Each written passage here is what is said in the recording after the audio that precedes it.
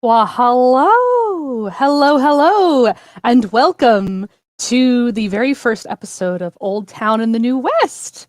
I am Amy, your wrangler for this evening. You can find me anywhere on the internet at Hargaliff Studio, and it's on this side, inverted cameras. um, we are here on the Tales of Initiative network, and we are ready to start this game. Um, I'm really excited to have you guys on this journey with us. Right now, we're going to go ahead and introduce you to our players. First and foremost, Zach. Introduce Hey! yourself, my friend. Hi, I'm Zach. I'm gonna be playing Pet Farron tonight. My at everywhere. You can find me at Zach on Titan. That's about it for me. Glad to be here, ready to play some D&D. You're muted. Next Hi, we've got Ryan or Rye McManus, whichever you prefer. I will be playing a Ronin, the half-elf warlock. You can find me on the D&D podcast Cast Party or anywhere on social media at Cast Party D&D. Yay. All right. Next up, we have Haley. Hi. My name's Haley. I'm going to be playing Delilah. No socials to plug. All right, and last but never least. Hi, I'm Taylor, and I will be playing Zeph for this campaign, and you can find me inverted cameras confusing at Virus Yes. on most social medias. And Awesome. I'm super keen for this. All right, guys. So, we are gonna get started right off the bat. You have spent the last 2 weeks trampsing through the wilderness. Oh shoot! You know what? We should probably do our sponsors thing. Hold on. I'm new at this, guys. I'm sorry. All right. We need to thank our sponsors, Raven and Riddle Dice. If you are looking for great quality dice, handcrafted for your next TPG RPG, check them out. They've got their website and socials. They are fantastic. They are so much fun, and they're a beautiful bunch of ladies. I believe we've also got merch up on the website now. And apparently, there's some cool stuff. I haven't seen it yet. I need to go check it out. But apparently, there is merch, and there's also going to be T-shirts soon.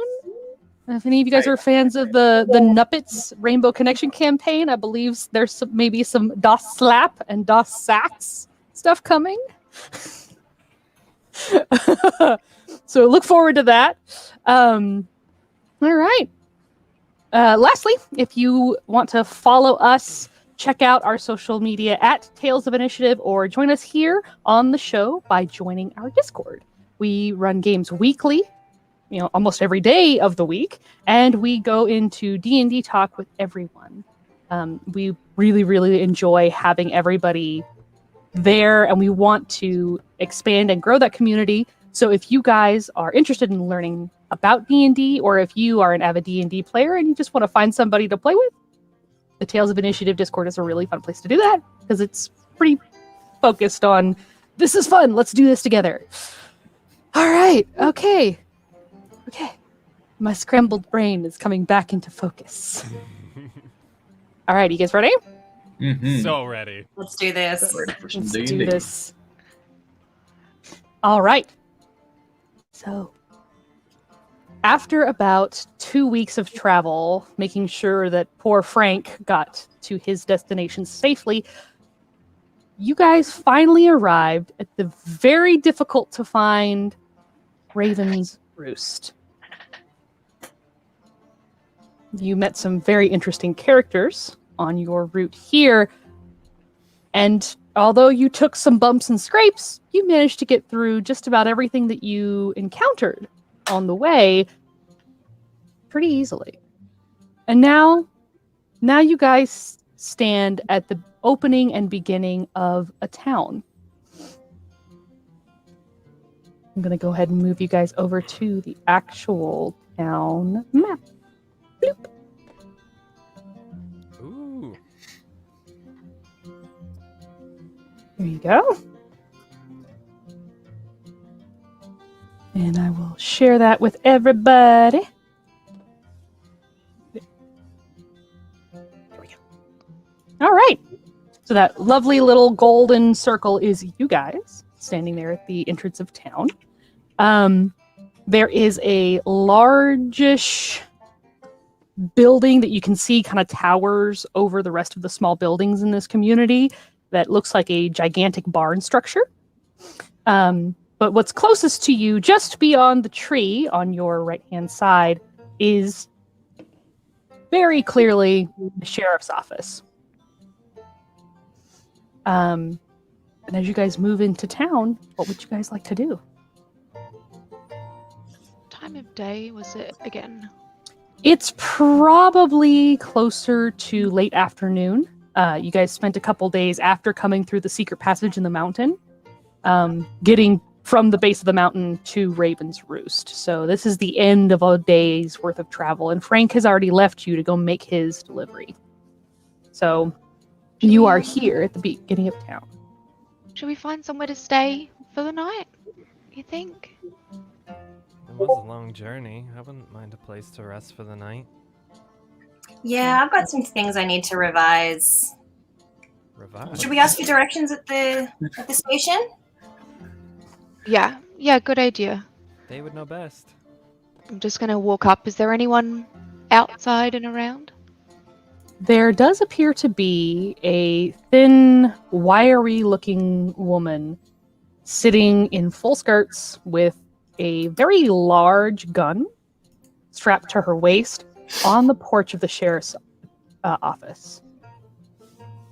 Okie dokie. Make my way over and I'm like, good evening.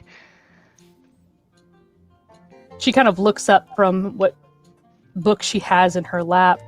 I'm sorry to And- interrupt you. She looks you up and down, and why don't you take this opportunity to describe what you look like, Miss Haley? So, I am a half elf, half dwarf, and I am about 5 foot. She's got bright orange curly hair and like a dark green blue eyes. She's just nice and neutral, covered freckles, very sun-kissed with freckles. There's a picture. Yeah. She looks you up and down. She goes, "Well, I don't believe I've seen you in these parts before. You guys No. coming to town with Frank?" Yes, yeah. We escorted him in. We're just looking for a place to stay for the night. I kind of turn around to the rest of the party. She sees the very, very tall Pet Farron. Go ahead and describe what you look like, my friend. The name's Pet Farron. I'm a tall priest of the wild there. Blue, greenish hair. Got his little collar on. Wears pretty dark clothes for the most part. Very tall. Just kind of waves. Always smiling. Her eyes narrow a little bit as they pass over you, and then get drawn to the pale but attractive Ryan. You want to go ahead and introduce Aronin? Yes, I am a Ronin. I have very medium length, white, shaggy, dirty hair, like I've been traveling forever. Green poncho and a very ornate sword with 2 gems in it, one at the hilt and one at the very end. The end is purple and the hilt one is black. And I do have kind of like some sort of, I guess you could say eyeshadow, but he doesn't really know how it got there. Purple and black that is inverted on either eye. And as her gaze passes over Aronin, it comes to fall on a much smaller creature hiding behind Pet Farron. Taylor? This woman sees a 2.5 foot tall kobold dressed in blue robes and holding a staff. Very nervous, not used to being in this environment, just peeking out from behind the 7 foot tall blue man. Just sneakily waving, trying not to draw too much attention while paying as much attention as he can to what's going on around him. Right. Oh god, wrong button. I know that feeling. All right. So after passing all of you over with her eyes, she goes, well, if you're looking for rooms, you can try down there at the bar. They might have one or two open. But we don't really have an inn, per se. There's not a whole lot of traffic out this way, as you might imagine. Yeah, no one really knows this place exists. Well, at least where we come from. Yeah, I get that a lot. That's not terribly unusual, though. Just So, out of curiosity, though, ain't none of you coming around here to start trouble No, or have a propensity for it, eh? no. No trouble. Not particularly. That's Trouble good to seems hear. to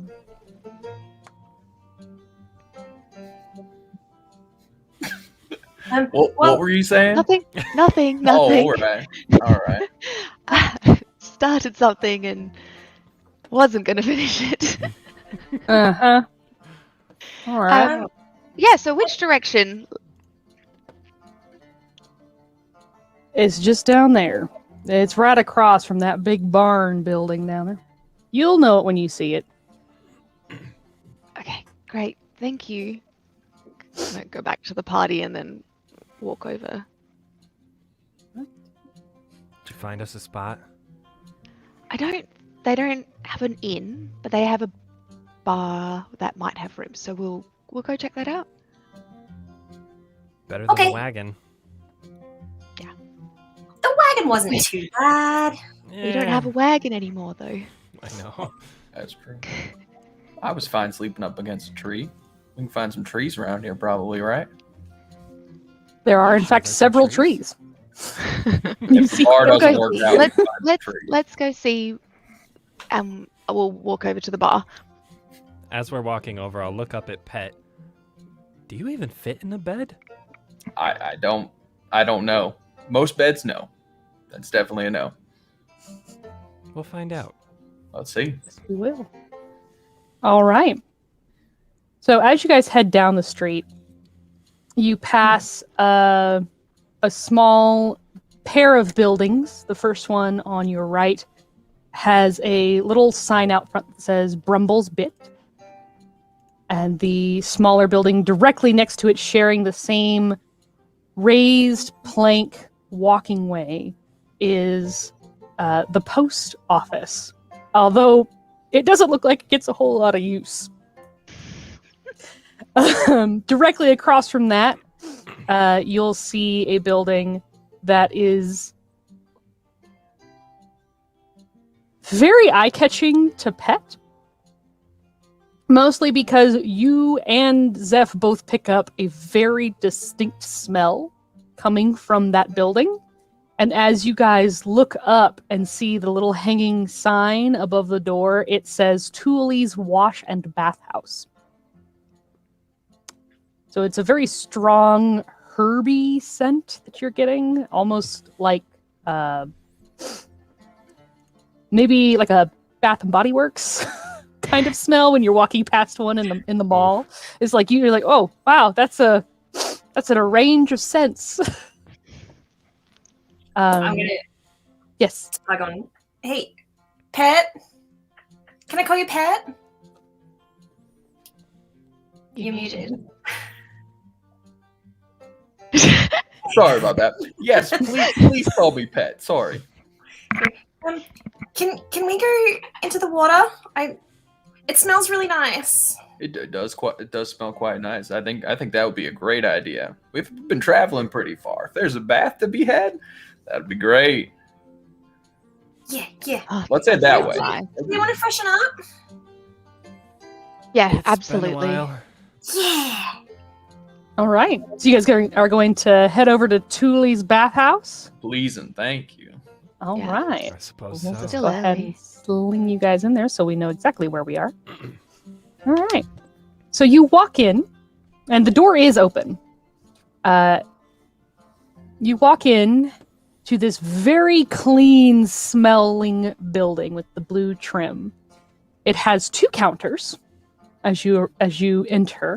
One has a little picture of like a shirt, like a clip art shirt, just drawn on a little sign that's sitting on it.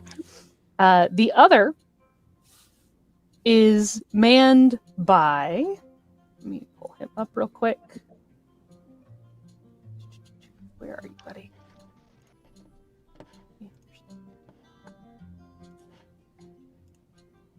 There we go. By a wispy man with pale bark-like skin and bright green hair. Looks like he could be a relative of some of those natives of the wild you met on your way into town. He watches you all come in and immediately makes a face. Good. I can't tell if that's for the looks or our smells. It's both, darling. Oh, I get it. I assume you're here for a bath.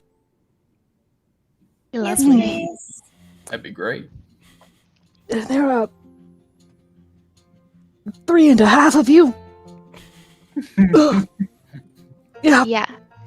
Do you want clothing cleaning services as well? You can do that? Yes. What Please. Well, what's the price? I didn't think it was that bad. Zeph just sort of picks up his cloak and. Oh. It's I can't smell you. no, Deb, you really don't smell anything. It smells just like rabbit guts. I mean, what's so bad about the smell of rabbit? Yeah. Yes. I think that's you, Ronan. I think I've still got blood on my hands from the rabbit last night. He Sorry. goes, it'll be 2 copper a person, and then I'll give you a group package for the equipment cleaning, 5 copper, so total of Yep. for the clothes. Yeah, that sounds Okay. great. That sounds fair. All right, so he directs you guys to a set of doors that just kind of swing open, and then directly on the other side of those doors is a curtain that reaches all the way to the ground. And when you pass through that space, there are 2 or 3 long wooden benches on a tiled room that has cubbies built in to the walls and a few shelves that go up those walls above the cubbies. So there's obviously places for you guys to, put your shoes, put your clothes, put your things. And then at the back of the room, there are 6 large wooden tubs. Each of them has a folded screen, a 3-panel screen that is parked right next to each tub, so you can have some privacy if you want.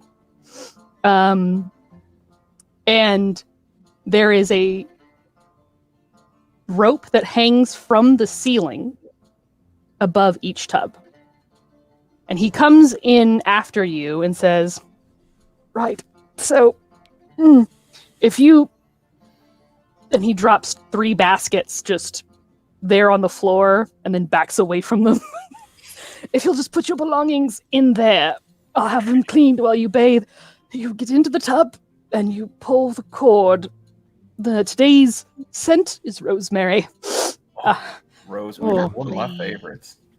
Delilah immediately starts getting undressed and puts her clothes in the basket Mm-hmm. and makes her way over to a tub. Or chucks Absolutely. her stuff in the cubby too. Doesn't think twice about any privacy. Tub. It's the benefit of being, a sibling to that many other people. I think Pat would take his time, take his clothes, and fold them nicely, put them in there. Hat right on top of everything in the basket. Head right over to whatever tub he thinks he might be able to fit in. I'm going over to the cubby, grabbing a towel and just throwing the poncho in the basket. I am bringing my sword with me into the tub, Okay. just to be clear. Do we see him bringing his sword into the... I mean, it's a little hard to miss. It's kind of hard to miss. You don't want to Love put it. that down? No, I'll clean it myself. I'm capable.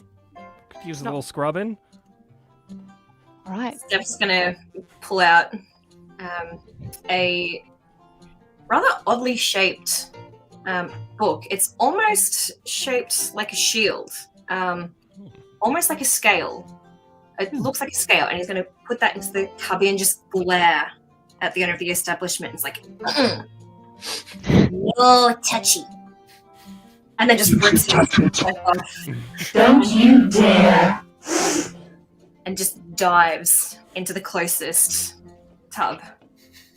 And there he goes into the closest tub. Very good. Oh, hi. No. Oh, my bad!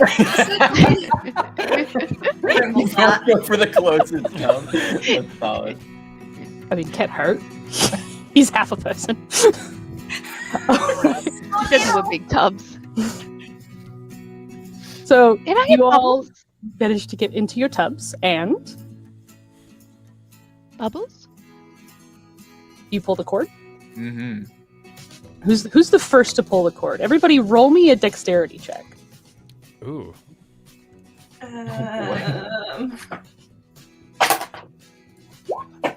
Oh, I'm sorry. I rolled actual dice for that one. Yeah, I rolled That's actual my bad. dice.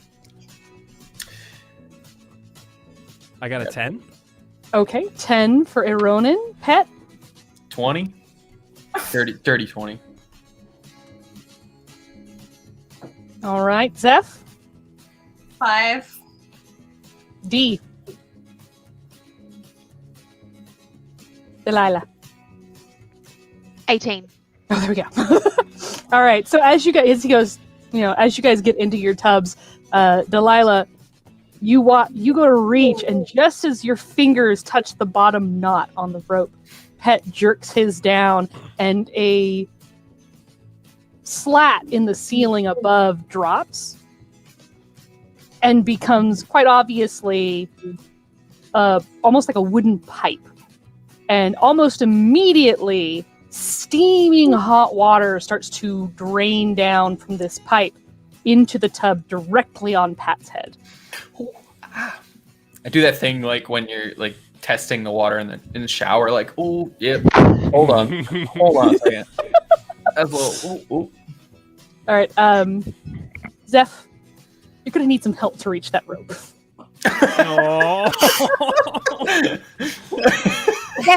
Zeph, just come back over here. And I grab the rope. Okay, hang on. He leaps from his side of the tub.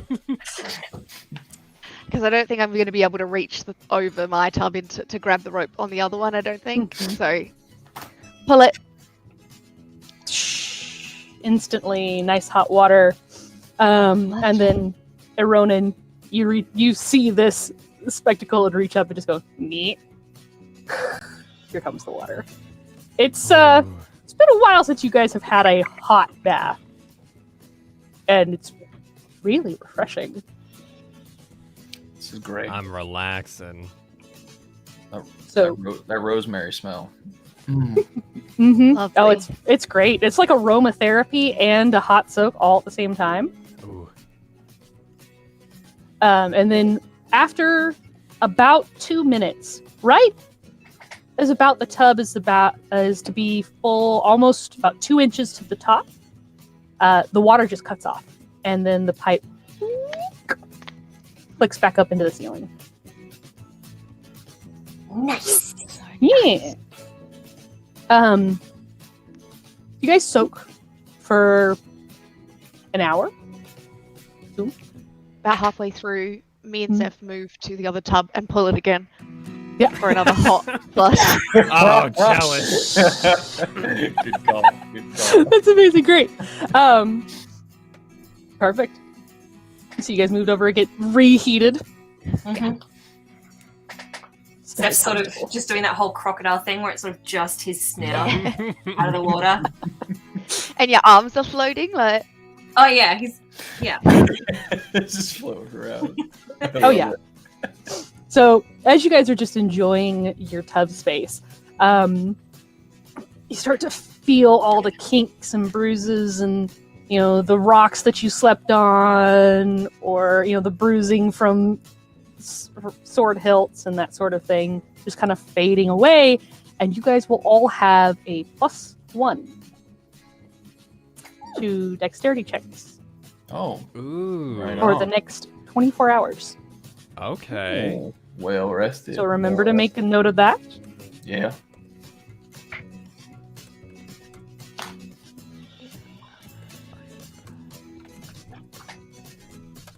Okay.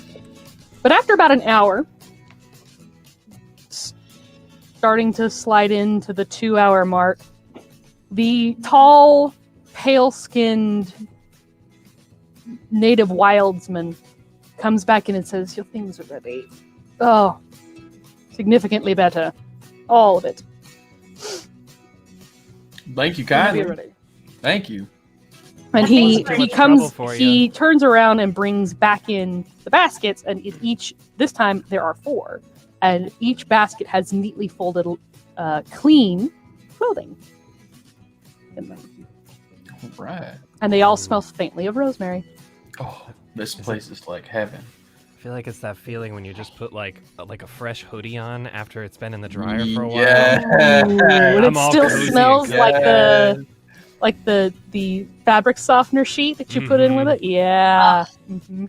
Are the towels Stuff warm? Cuddled up. Oh. The towels are warm and fluffy. Can we go to this place like in real life? Is this really? Yeah. I Is that wish. I need to be here. Please. That needs to happen. Well, I'll definitely Someday. get out of this tub and stand up and go over to get my stuff. It'd be great to put it back on. All nicely, freshly cleaned.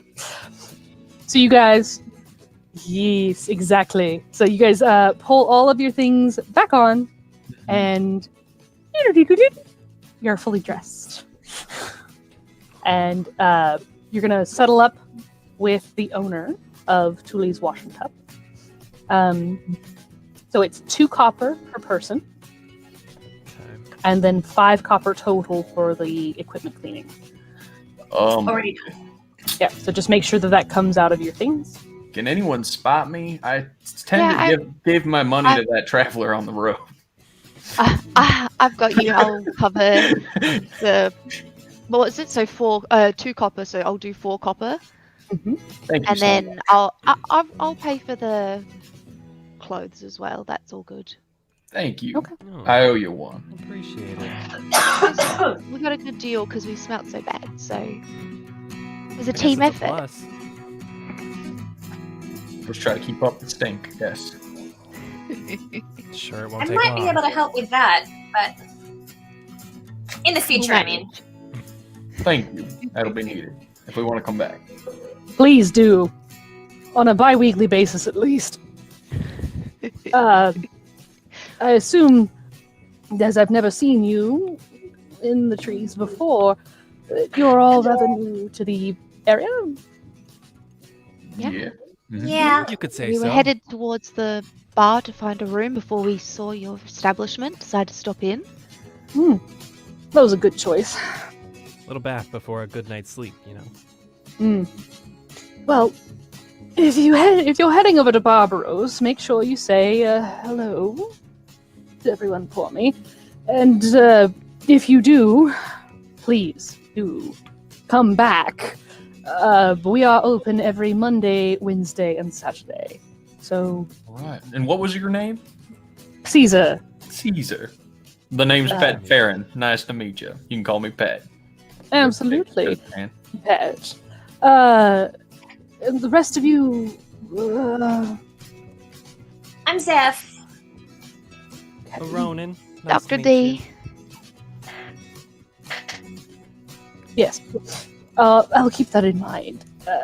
Just going home. And don't wait 6 months before your next bath. 6 months. Go scrub those In a tubs. year? I've been training for 6 months. I'll be honest, I was confused what we were doing, but glad we got clean. All right. So you guys exit Grab my book the fine establishment. Head back out onto the street. And again, you are right there in front of a pair of buildings as you walk out. You'll remember Brumble's Bit and the post office. But as you look slightly over to the side, the building directly next to Tooley's bathhouse is a large 2-story building with a wraparound porch. And the entrance to which is obviously kind of on the side of the building away from you guys. You can see there's actually 2 sets of stairs that are nicely carved with hand railings that lead up onto that raised walking porch. And you can hear music coming out of the wide open doors. That's pleasant. Lovely. Is this the bar? We at the right place? Oh, yeah. I guess we might be. Said we couldn't miss it, so music sounds about right. Make our way up to the front doors. Have a look. So you guys are standing in front of 2 wide open doors. The inlay in the doors about halfway up is stained glass, and then wood on the bottom. And the stained glass shows depictions of several people laughing and carousing, and then there's music notes built in and all sorts of things. Obviously, again, they're wide open, they're propped open, so they're not an obstruction to you at all. It's just an open entranceway, and music is spilling out. You can hear the loud, boisterous voice of a woman, belting out laughter, and then, several other slightly quieter, murmured or more murmurish voices from the inside. What would you like to do? You guys gonna go in? The scary bar? Yeah, make our way in. Let's go get Right. some sleep. We're gonna be welcome here, right? We wouldn't be welcome? Why wouldn't we be Why welcome? wouldn't we? I don't know. I've never been here. People have been looking at us funny since we got in. I don't know. People look at us funny. Well, they look at me funny everywhere I've been so far, so I'm just used to it, I think. Do they not look at you funny? Always look at you funny, kid. Shut up. It's not the time. Absolutely. Especially if you talk to us like this.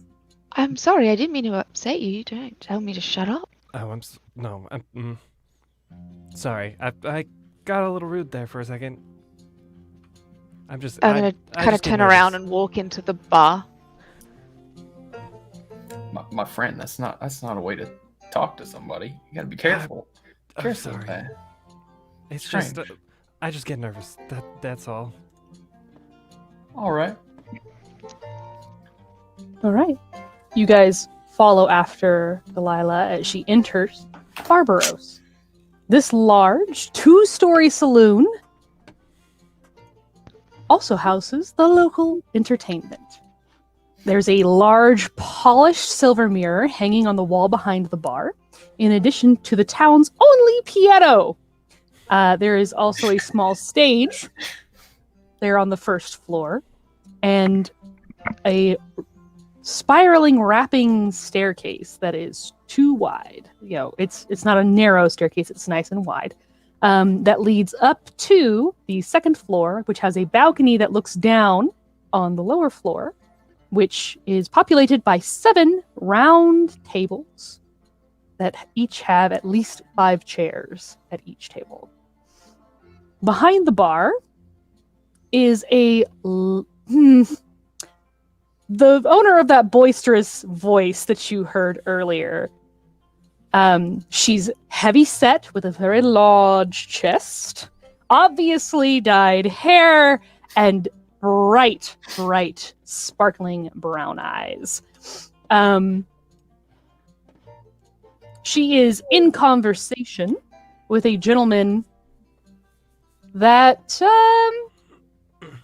most of you would not be familiar with, especially Pat and definitely Zeph.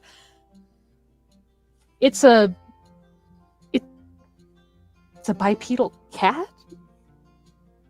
He's almost as tall as a Ronin, and his fur is slick back black. He also is wearing a very well-pressed black cowboy hat, a well-pressed vest and black blouse, and in addition to a full set of ornate chaps, has 2 pistols on either side and a dagger in the back of his belt. He's leaning on the bar, talking to this boisterous woman.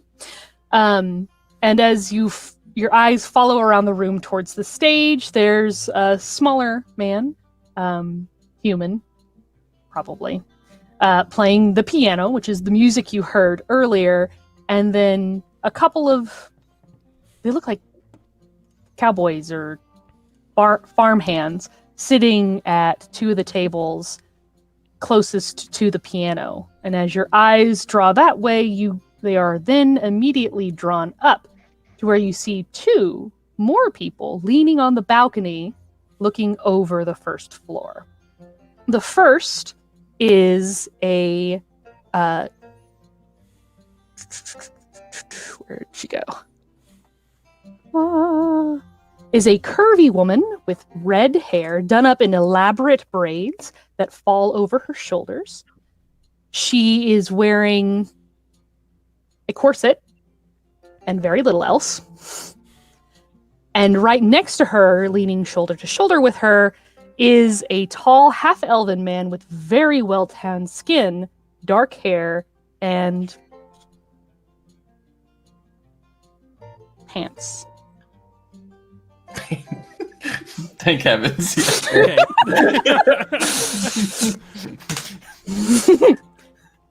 I mean, if you can call them pants. Oh. So one And they side- just seem to be watching what's going on below with some level of entertainment going on in their view. That's the lay of the land, guys. You're on the first floor. What would you like to do? Hey, Zeph. Yeah. I think the trees sounded pretty well right now. There's a lot of people and not a lot of clothing in this place. Isn't it wonderful? I mean, I'm here for I'm it. not wearing many clothes either. I mean, I'm fine with it in the bathhouse. That's where it's expected, but like, this is a little strange. Well, I don't just go. I mean, I got my clothes on. All right. Hopefully they're we're- nice. Maybe they're new friends.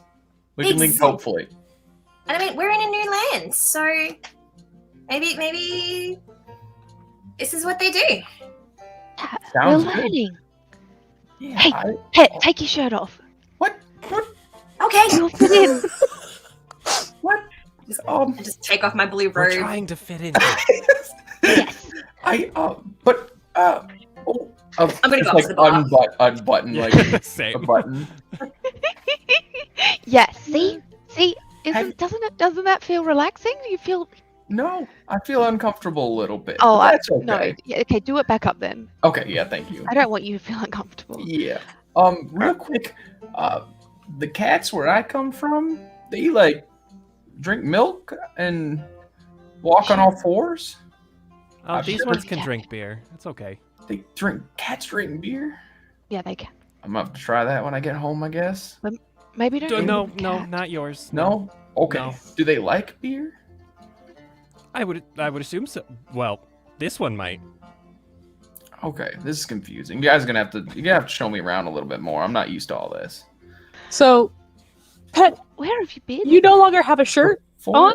No. I put my shirts on. He unhinged one One button and then did it straight back up. I tried to test it. the It waters wasn't real for quick. me. I'm gonna go back to the way I was. Well, this interaction of yours has drawn the attention of the boisterous woman who's leaning on the bar and her feline friend. Wow. They are both now looking at your group. Mm. And the black cat tips his hat, one finger, and then crosses across the bar and sits at the table in the furthest corner with a glass of brandy. While the woman behind the bar comes around and heads straight for you.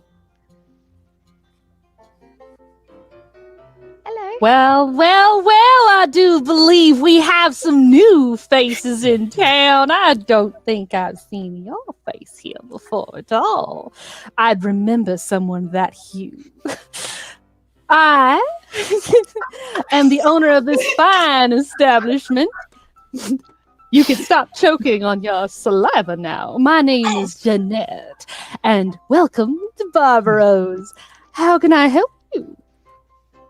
Some libations, some entertainment, some company. Well, Pet wants to make new friends. Yeah, hi. Oh, My My name's Pet favorite Farron. kind. Nice to meet you. Absolutely, Pet. And she reaches out her hand, just kind of like limp-wristed. I shake it like I shake hands. Absolutely, darling. So then, what can I do for y'all? Do you need some whiskey, perhaps a bit of velvet? Or are you more interested in... I want to try it all. Oh, well, that's a little more Adventurous. expensive. I seem to have the best times when I come into a new town and just say I'd like to try all the new things. I think there's some I things think in we there may that be you talking probably about don't two wanna very try. different new things, darling, but that's your choice. I have no qualms. I opened this business here because they've never given me problems about our particular form of entertainment. But before we get into that, we're going to make sure that we all have a very good understanding of what innuendos are. Just in case. Let me introduce you to my staff. And she points up at the two beautiful creatures leaning on the railing of the second floor, and moving from left to right, she goes, "That tall, dark glass of fine whiskey will entertain anyone of any stature. And the one next to him is a beautiful red velvet. If you really want to partake in either of them. Just like waving at them now. If you'd rather have actual whiskey, I can also help you with that. I'll do one of those, please. Righto. Is anybody else thirsty? Yeah. Yeah, I'll talk to you later. Absolutely. I could go for some water. You got some water in here? Water? Great. Do you prefer yours boiled? Cold? Colder water? Be nice. Boiled? I don't have any ice right now, but I could get you some room temperature. That's perfect. That's perfect. As long as it's not boiling hot, that would be not helpful. You smell of rosemary. You must have been over to see Caesar. We did. That was Oh, great. hi. That was a great Nice. time. Don't we smell and look great now? You do, and I do so appreciate you taking the time out of your busy day to make sure that you're ready for polite company. Hmm. Why don't you have a seat at a table, and I'll bring you over some drinks. And Will she do. turns around on one heel and just does the spin, so her skirts go out to both sides, and then like bustles off towards the bar. Oh, I want one of her skirts. Oh, Caesar says hello. I just shout that as we go sit down. Are there any All right. spare tables, or do we need to try and? Oh yes, there's 7 tables total, and only 3 of them are occupied. The two that are closest to the stage and piano, and then the one in the furthest corner. So you have access to basically the tables that are closest to the door and 3 more tables that are easily within range. One closest to the door is annoying. Don't want people coming in and out the draft. I'm really curious about the big cat. Let's go get a table near him. Yeah. We could just go sit We've with never him. seen one. Go sit Yeah. with him then, Ronan. He's got chairs. We can go sit with him. Okay. I'm gonna go sit at an empty table. I'm walking up Right to the next bar. to the cat? Yeah, Or yeah, yeah. Okay. So I can Yeah. keep an eye on what the fuck these guys are doing. Fair. No Oh, trust. I'm suggesting something so I can walk away to the bar. Oh, so you go to the yeah. bar and me I'll and be Zeph back. start going over I'll to be the cat. Both of us who have never seen this big cat. We're like, hey, let's go see what the cat is. All right, so Zeph and Pet are heading for the table where the big cat is sitting at. And Ronan, you are heading for the bar, and Delilah is going to sit at the table that is closest to the cat so that she can keep an eye on the other two. The conversation. The conversation that's about to happen. Yes. I'm also wanna like keep my ears open for anything else happening Absolutely. around. Good choice. All right. So then, let's start with Ronan as he's heading over towards the bar. Jeanette is busily mixing drinks, getting glasses and cups, Pet Farron's room temperature water out of a large barrel that's behind the bar there, and she's setting everything on a little serving tray that she can easily take things to you. And as you approach the bar, she catches a glimpse of you in the large silvered mirror. And as you look up into the large silvered mirror, you see over one shoulder an owl-like visage, Damn it. warped in the slightly smoked effect of the mirror itself. As this is not a glass mirror, it is polished silver. And on the other shoulder, you see the absolutely horrifying thin-faced visage of another familiar nightmare that you've come to know over the last few months. Mhm. Although Jeanette does not seem to notice the additional patrons. Okay, before I reach for Jeanette, I'm just gonna, like, whisper into my shoulder. Not now. I'm trying to make up for being rude earlier, and that was your fault. I just want to pay for the drink. I was mean, and it was your guys' fault. Our fault? How was anything our fault? It came out of your mouth. Yes, as powerful as we are, we don't actually have the ability to take care of your body that way yet. But I mean, we could if you really wanted us to.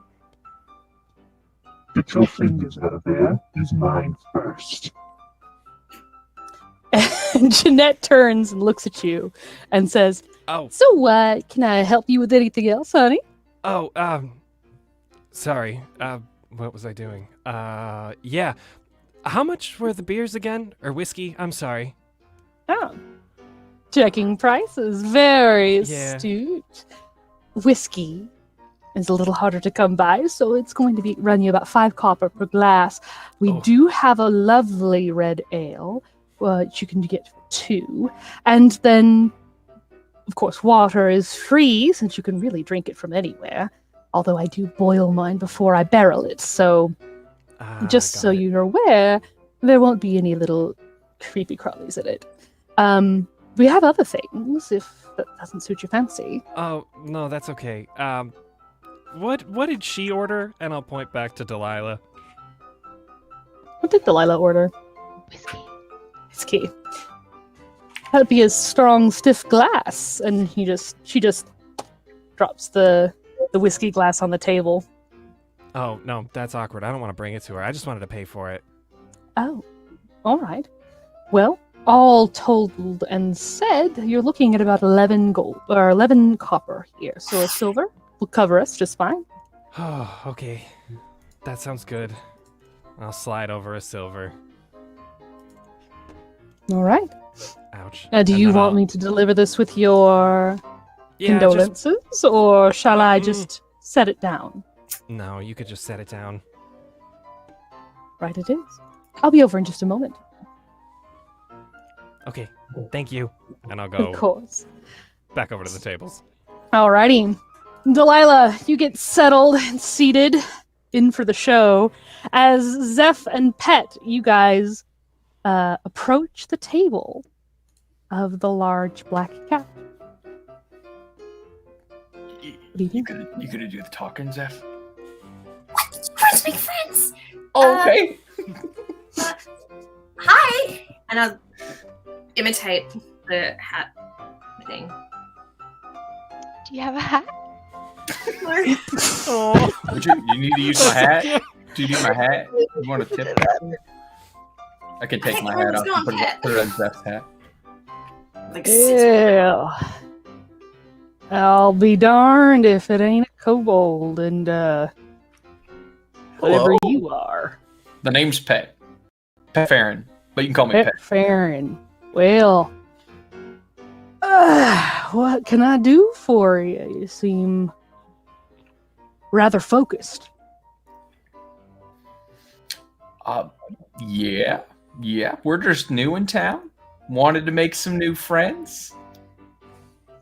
I thought you looked really fun. So we wanted to come say hello and get to know you better. Well, nice to meet you. You can call me Enders. Not a local necessarily, but I do partake in the local economy on a fairly regular basis. You all been not here long, I assume. I haven't seen you No. before. No, we just came from the bathhouse. That would explain the rosemary smell. Mm-hmm. Is it bad? Oh no, I find it quite perfect. If you catch my drift. Oh no. Oh no. I knew it was coming. Love him. Okay. I love him. That's how that sounds. Do you mind if we So- join you? No seats aren't taken. Scramble up. I sit down in this little chair. It groans a little bit. Aw. It's just not used to somebody quite your size. And as you guys begin your conversation with Enders, 2 more people enter the bar. The first is the lanky woman, the thin, weedy sheriff that was sitting on that porch as you guys came in.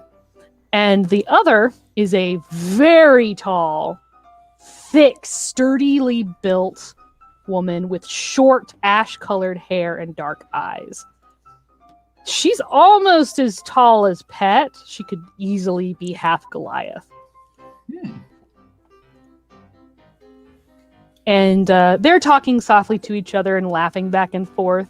And as they walk in, Aronin is returning from the bar where he was talking to Jeanette. And do you saddle up at the table with Delilah, or do you saddle up at the table with Zeph and Pet? I would probably go. I mean, I told him to go to the Tabaxi, so I'll join them. All right. So you arrive at Ender's Claws. Did we see the people walk in? You heard them, yeah, and you would Oh, see them sure. from your chair as well. Although Zeph's chair is facing with its back towards the door, so I'd probably make a point to just kind of wave when they come in, even though they might not even see me. But just the sheriff immediately catches the motion, and her head whips around. Her long braided hair just whoosh, whips through the air as she whips around to look. we found it. Thank you. And the big woman next to her, who is easily like 1.5 feet taller than the smaller sheriff, goes, I love that person. That's gonna be my new friend someday. someday. And Enders looks at Ronan as he sits down and goes, you smell like you have an interesting story. Don't we all? Mm-hmm. I think it's the rosemary.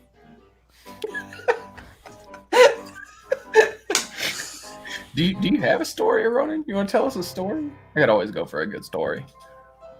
Yeah, go ahead, tell him a story. It'll be fun to see how crazy they think you are. Hush your mouth. If they decide he's crazy and he dies, what happens to us? No, not really. I just want to explore the world. So here I am out fucking west. Hey, Alf. If you're looking to fuck your way across the West, there's much easier places to do it than here. Sorry. Bad choice of words. Talk to someone else, and I'm gonna put my hood up and kind of just turn away.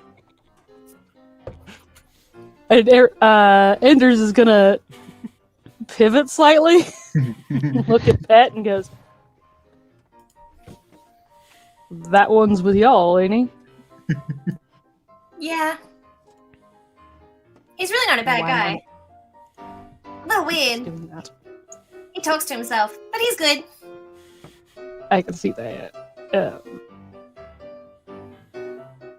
Oh, then, what brings y'all to Raven's Roost? We were helping a friend. We met somebody, and good old Frank led us here. Frank? Yeah. You know Frank? We've met. All right. Well, that's good. Friend of a friend is a friend, right? I think. Mhm. Delilah. Roll an insight check. Oh, there we go. Oh.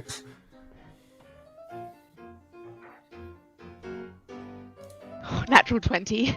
Let's go. Oh, 23. let's go. Hell yeah. All right.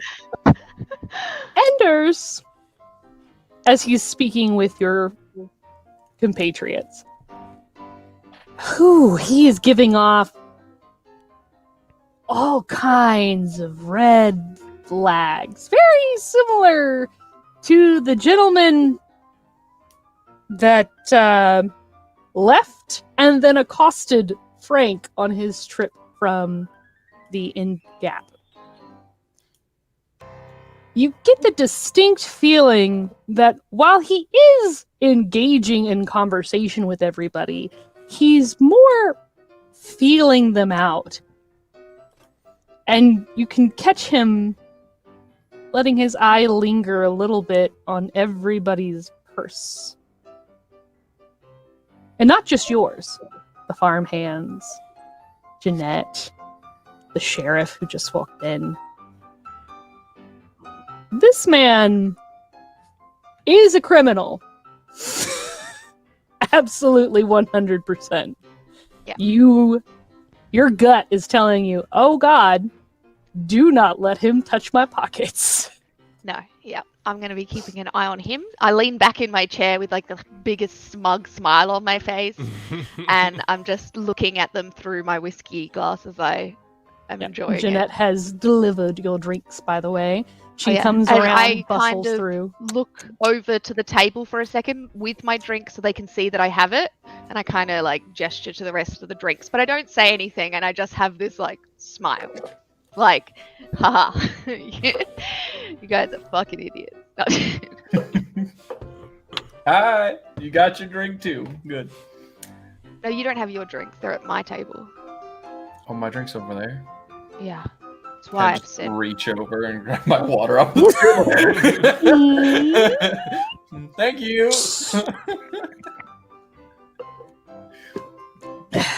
So, All right. Ronan doesn't have any stories, but Mr. Enders, do you have any stories? So I got lots of stories. Well, What we're are you about looking for? we're You want about- tales of daring do, or do you prefer the darker campfires? What's the best one that'll get us some good sleep? Because we're about to hit the hay here soon. So anything that can get us a good restful venture, I guess, would be great. Anything with magic. Oh, magic. Magic. Magic's fun. Well, how long you guys planning to stay in town? While? That means we need to. Now, that's an open-ended event there. That's what that is. Well, I highly recommend then that you stick around till fall, at least. Till fall. Right about fall. He kind of leans back in his chair and he does the thing as he nestles back into his seat. And he picks up his glass of whiskey and takes a sip. Sets it back down.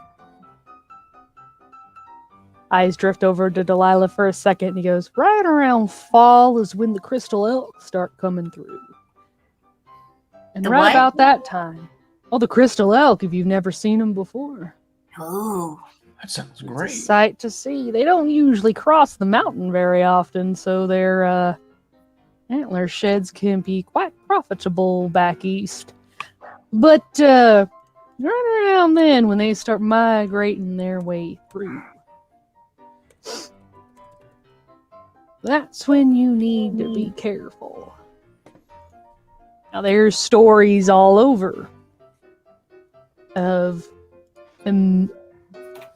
hot springs and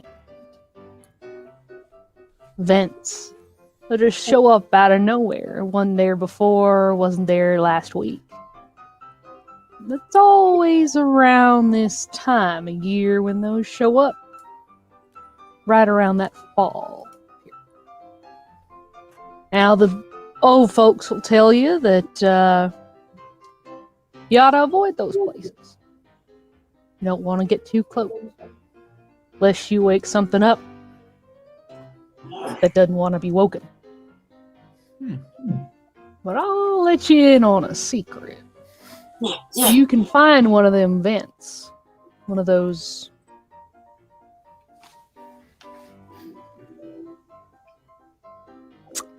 hot water beds. And you dig a little bit. You might come back with something that's a bit higher on the food chain as far as profit. If you can survive an encounter with it, of course. There's very few people who meet red bears and come back to tell tales about it later. A red bear? Oh yeah, horrifying.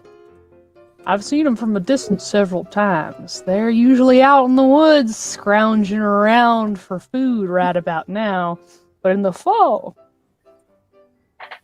when they start getting ready to go on their deep winter slumbers. And you know where one's buried itself, you can find yourself some decent shelter in the winter. But you don't want to be the first thing it finds in spring. If you catch my drift. I really don't. Oh, well, Pet, how often did you start fires as a kid? To keep warm all the time. Yeah. All the time. All right. And what happens when you get too close to coal? My hand becomes less blue, more red. It definitely can be one of the side effects. Hmm. I heard tales once of a man who thought he'd found the most beautiful place to make a camp, make a home, build a cabin. He set up one winter cutting down logs and bringing in materials, building himself this beautiful cabin up there on the mountain back behind Blackbird Ranch. And as spring came in, he was returning from a fishing trip at the local watering hole to his nice, warm accommodations. only to find them in flames.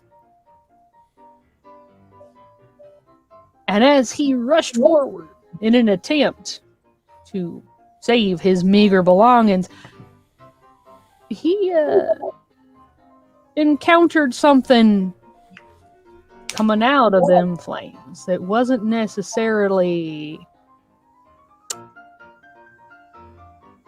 friendly. He came screaming back into town about 2 days later, having limped his way through the woods with one cauterized shoulder and one less hand. And no fish. Oh, that's the worst part of the story, almost. Almost. Almost. Well, the other stuff can be healed up, but hunger, that's sad. Yeah, well, they say if Cindy Redberry can't fix you, there ain't nobody who can. So he went in and saw the old Willa, and if he made it out of there, well, that's got to be where the story comes from. If he didn't, well, what's left of him is probably just a reminder up on the hill. So just be careful, you know, if you guys decide to go out in the woods. You are keeping watch out for any of those pockets of hot air. Well, my new friend Enders, you definitely speak in riddles, but I thank you for your story. That was great. I am getting very tired now. That was great. Great. Yeah. Well then, So I don't think I'm gonna sleep now after hearing that. Oh. Well, shoot. I'll just have to get you something better to drink. Like what? Jeanette! Around for the table, if you would, please. These fine fellas need sleep. And Jeanette looks up from the bar where she's talking with the sheriff and that much larger woman who came in with her. And she goes, absolutely, Anders. I'll be over in a moment. And maybe 3 or 4 minutes later, she arrives at the table with 4 more shots of whiskey. One in front of the Ronin, one in front of Pet, one in front of Zeph, and one in front of Enders. And Enders picks up his, makes eye contact with Delilah, and then shoots it back. I think I've probably already finished my drink, so Oh yeah. I grab my empty glass and I'm just like, I think Pet would probably just dip his finger in it and taste it. Pet, I Here- didn't want your finger in my shot, but thanks. Oh, sorry. Wrong one. Here, take them both. It's all right. You can have them both. I'm going to stick to the water for now. Thank you. Zeph will shoot his. Same. What's your breath weapon, Zeph? Lightning. Oh, God. You're fine. Oh. Awesome. Although, Arona, do you shoot both those shots? Absolutely. I need you to roll me a Constitution check. Yep. Oh, wait, I'll do it right on D&D Beyond. Yeah. What? We got... Oh, nope, that's a nat 1. Let's go. Oh, no. Accurate, right. honestly. I'm a There tiny we go. boy. Okay, so, Aronin, you shoot one, Mhm. and I go, ah, hell, I'll shoot the other one too. Yep. And then Zeph, Pet, and Delilah, you guys all just watch as Aronin just goes hit with the second one, and then his chair goes ass over in, and he just lays on the floor, still sitting in the chair, out cold. I'm chilling here. He is out cold. Oh, see, I knew that was going to happen to me. I he's don't gonna know have a about good that. sleep. That's what you get when you listen to good stories. Maybe I need a second. Second story? All right, Zeph, go ahead and roll me a Constitution check. Yeah.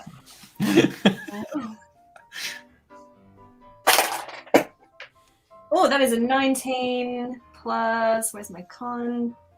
That's a 21. Very nice. Yep, Zeph is like, I take another. Put Red Bull in this one. Red Bull. Oh no. All right. Robot running around. So, as the night goes on, you guys do some more small talk with Enders, but eventually he tips his hat to you and makes eye contact with a certain red velvet creature on the second floor, and then makes his way upstairs, and they both disappear. Whiskey comes downstairs. I just wanted to double check. He didn't go to check on anyone. Like, he didn't touch anyone's pockets. He didn't pat anyone on the back. He didn't. Like someone Roll who me a fell back in perception their check. chair. I think that he's probably got some sneakiness to him. So, Oh yeah, perception. perception. Yep. 5. Yep. That Doesn't drink look is like he too did. He probably good. He doesn't look like he tried to touch anything, so probably safe. Whiskey does come down the stairs though, and he goes over and sits on the end of the little bench that the piano player is sitting at, and starts singing in a very deep bass voice. Make my way over to the bar. Sure thing. And Jeanette is right there. Hey, honey, what can I do for y'all? Whiskey. What was the cost for whiskey? To drink or to enjoy? To enjoy. 1 silver. I'm gonna grab a silver and I slide it across the thing. And she I goes, need a room "All for right, the night too. absolutely. Not a problem at all. Thank Why you. don't you go on up the stair, take the room all the way on the end, and I'll send him in. As soon as he Thank you very much. finishes his set. Yes. Make yourself All right, comfortable, Molly. honey. It's a queen-size bed.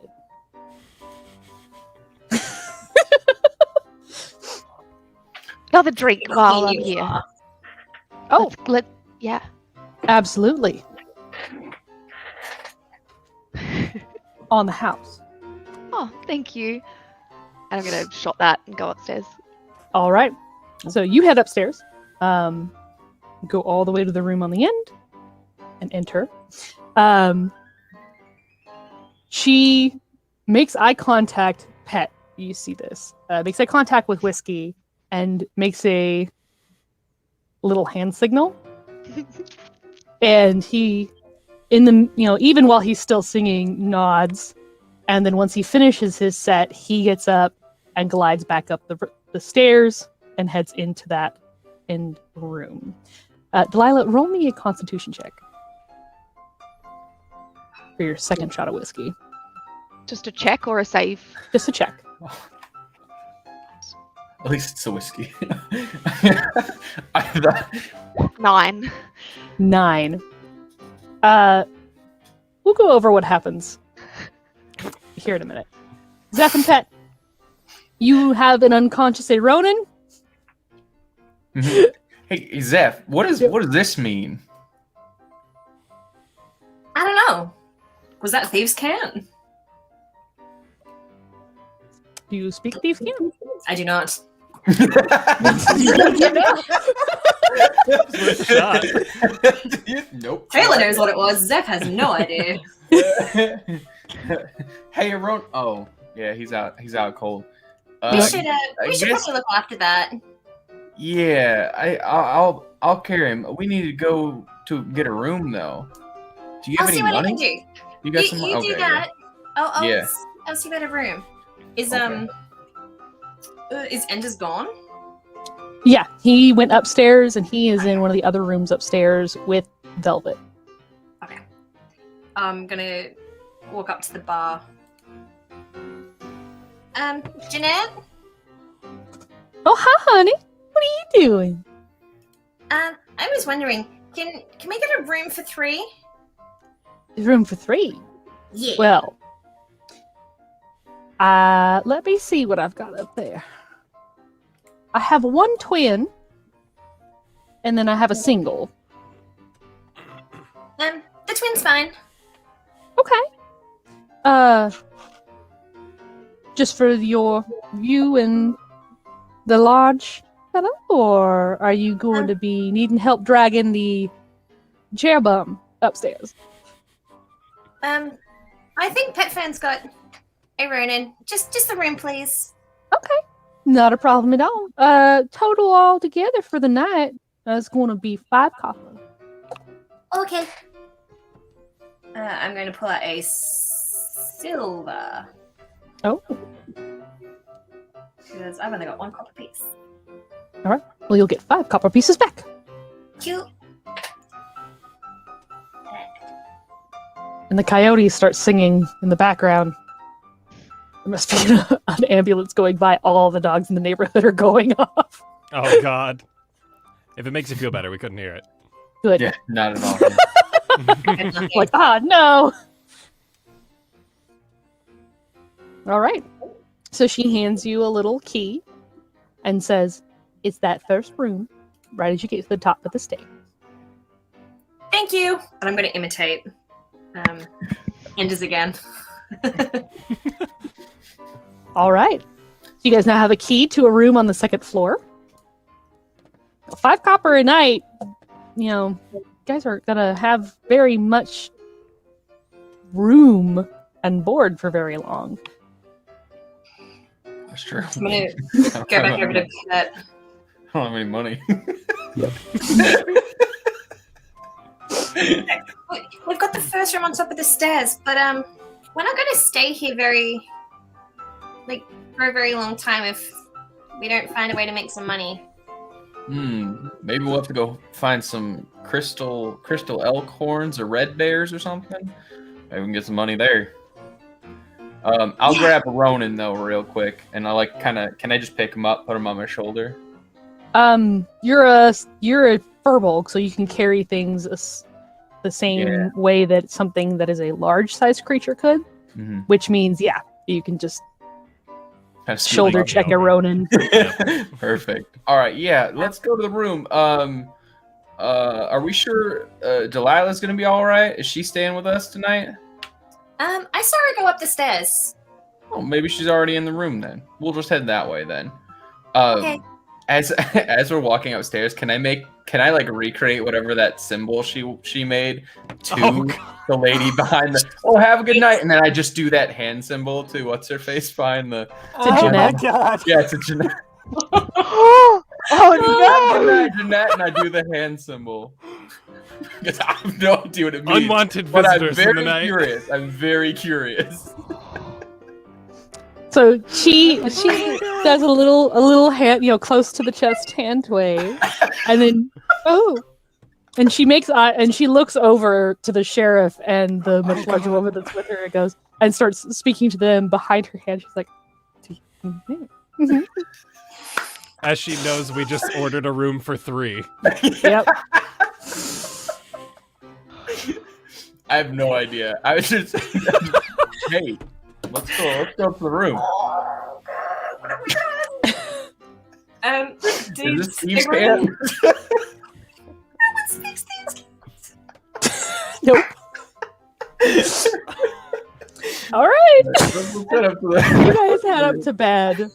Did a Ronin drop his sword when he passed out? Yeah, he is unconscious, so he doesn't have a grip on it right now. Oh, Okay, I'm gonna pick up the sword. you got Take that? it with All me. right. Take it with me. Good call. Okay.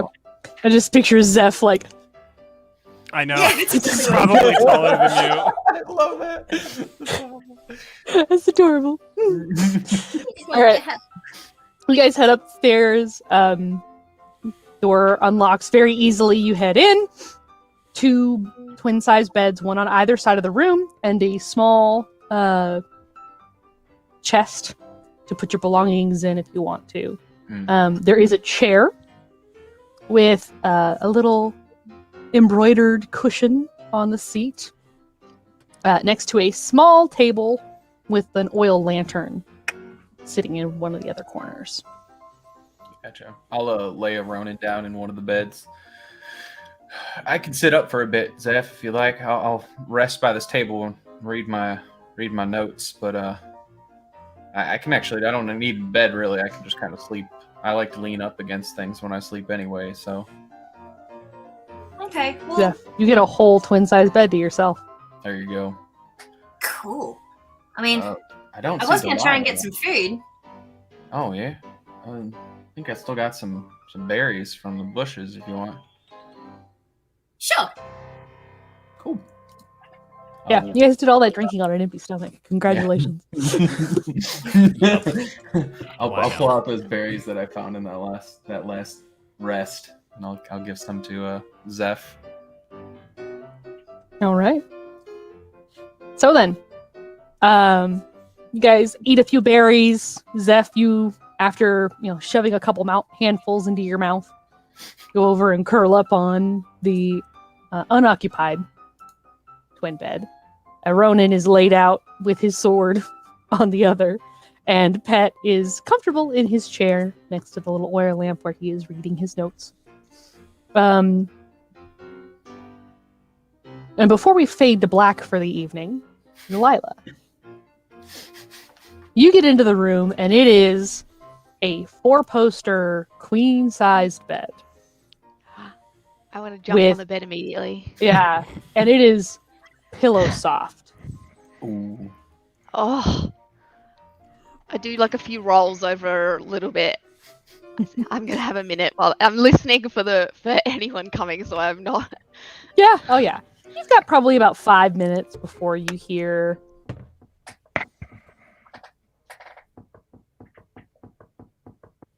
A knocking sound. And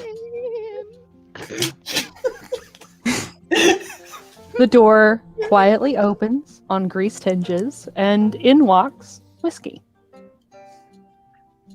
I hear You're you beautiful. ordered some company. Yes. Hi. Why does my camera keep doing that? Hello.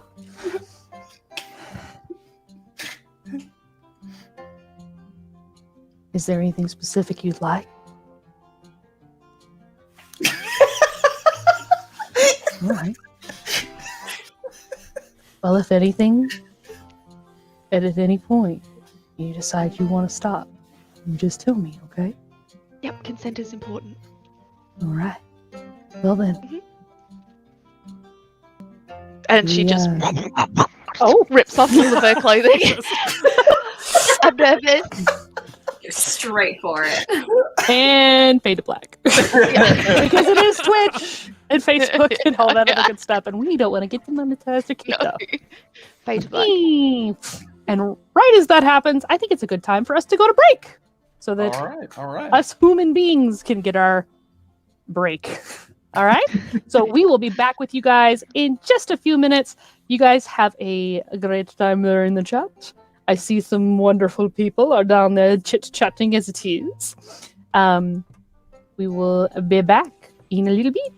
Hey there! Are you looking for a new D&D podcast to add to your listening lineup? Then check out The Ring of Contrarians. Start with the world-shattering adventures of the Rift Wars in Season 1, or join the dungeon-delving shenanigans of the Dungeons of Faerun in Season 2.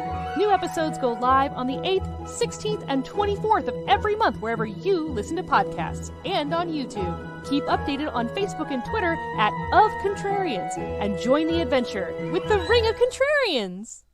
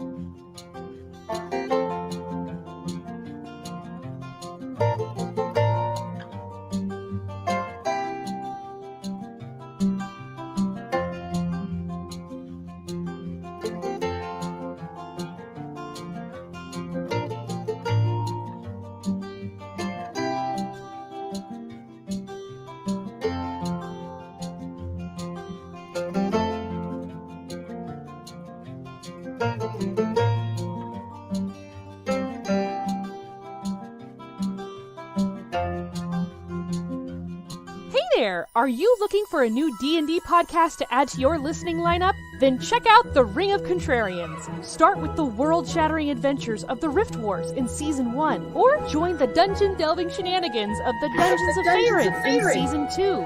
New episodes go live on the 8th, 16th, and 24th of every month wherever you listen to podcasts, and on YouTube. Keep updated on Facebook and Twitter at Of Contrarians, and join the adventure with The Ring of Contrarians! Nope. Flip. Ah! There we go. It's back. Oof. Okay. So then, welcome back to the table, guys. Did you have a nice break? Good to Everybody be get their back. drinks refilled? Yes. Must stay hydrated. Alrighty. Well, as the sun rises on the morning of the next day, you guys hear a soft knocking sound on the outside of your door. Doors. Delilah, you are awoken with a gentle shaking of your shoulder. Oh, you spent the night. It's my room, dear. I spent the night. I'm sorry. That's fine. Do you need anything to eat? You okay? Breakfast would be lovely. I'm tired, but rested. Good. So he gets up, moves across the room to a chair where you see your clothes are neatly folded on the seat. Aw. And he picks up his pants and a nice linen bathrobe. That's the word I want. Puts it over his shoulders, ties the belt, and he goes downstairs, leaving you to make yourself presentable if you please. Yes, I do. Ronan, Hi. I need you to roll me a Constitution saving throw. Yup. Mm. That's much better. That's a 21. Wake up. Yes. Yes, get up, you foul thing. Come on, up. Oh. Hello? Frantically just Move. looking for the sword and... Okay. Seeing just that it's right next to me laid down. Grab it. And just kind of look over and see where I am, how I got here, and see who's with me. All right. You look over and see a little ball of blanket with the tip of a finned tail sticking out on the bed directly opposite you. It's just slightly moving up and down, just a little bit. Somebody draw that, please. I know. I need that so badly. So cute. And then as you scan around the room, still kind of clutching your sword, you start for a second and then realize, oh, it's just Pet. And he is sitting in the chair with his hands folded in his lap with his notebook still in his hands, and his head just slightly cocked back on the backing of the chair. God, that's And his eyes are weirdly closed, but he's still got the friendly grin on his face.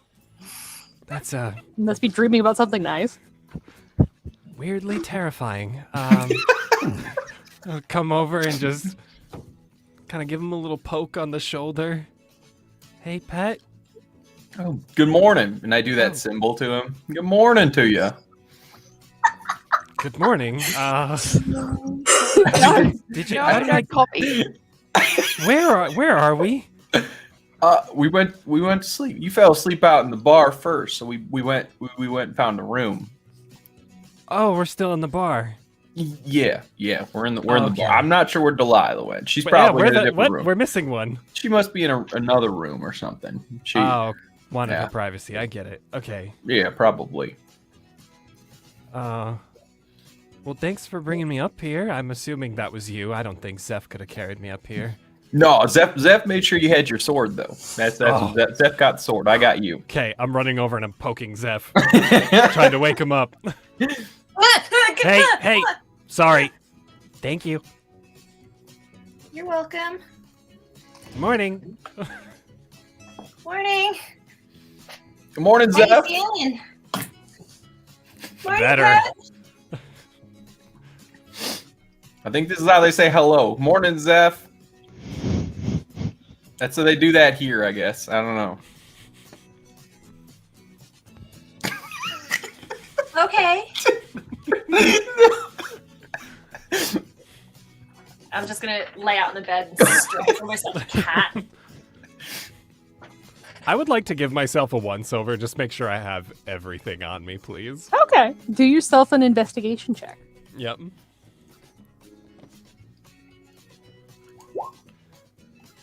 $19. Okay. You got everything there. The Ooh, only thing okay. that wasn't attached where it normally was your sword, but that it was still within your hands when you woke up. So Okay, not a bad night, I guess, then.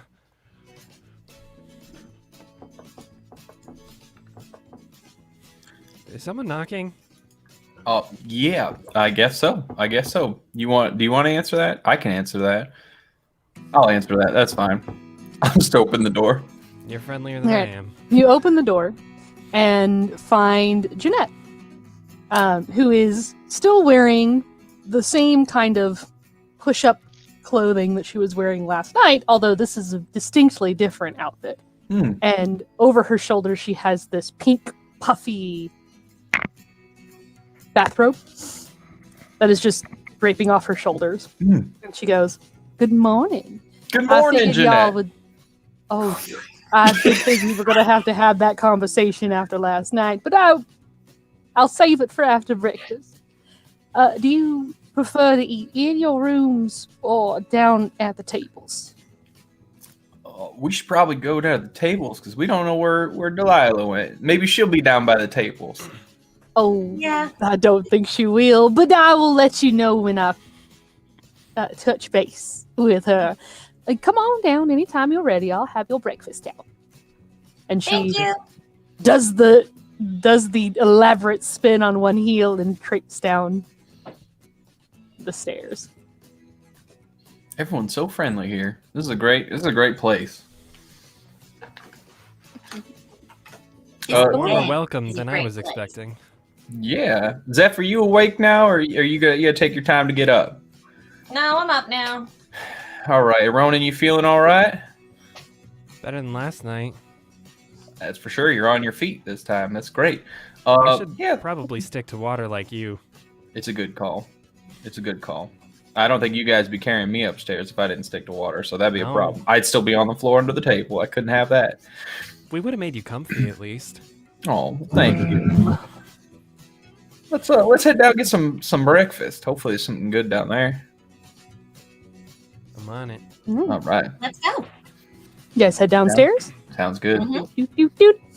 And as you guys hit the bottom of the stairs, Jeanette sees you, whirls into a door that's actually behind the stairwell, so you wouldn't really see it if you were out on the first floor just sitting at the tables. Mhm. And as she pushes through the push door that's there, both Pet and Zeph pick up a waft of smell of cooking bacon. Oh, Just the best smell in the world. Just putting that out there. I mean, some people love the smell of coffee in the morning, but god damn it, I want some fried pig. Yeah. Ah. that's a good smell. All right. And she comes back out shortly after with 3 plates, 2 on one arm, 1 on the other. And she comes over to your guys' table and drops the plates down in front of you and then pulls some forks out of a pocket somewhere no. in her Question that she mark? sets them on the table for you. Hey y'all, honey, did you guys want to drink anything? Water? She looks at it, Ronan. Please. Milk, perhaps, or hot tea? A I water. think I had tea. Oh, there you go. I'll go for a hot tea as well. That sounds good. All right. Good call, Zeph. Alrighty. Well, then I'll be right back. And she goes off and she gets you guys. She comes back shortly later with a pot of hot water and 2 mugs with loose leaf tea leaves in the bottom. Sniff them a little bit. Zeph, make me a nature check. Nature. Okay. Yeah. That's a 12 plus 14. 14. So you sniff.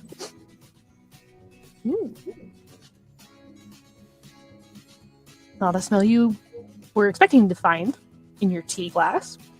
But in addition to the rose hips and the bay leaves and the chamomile flowers, you also smell seagrass, Interesting. which is very familiar to you. So, I take a really big sip despite the hot temperature. aha, very refreshing. It It's like tastes getting smacked in the face with some wind that just came off of the ocean. Guys, this tastes like home. You come from you live in the water? Yeah, where is home? On the East Coast.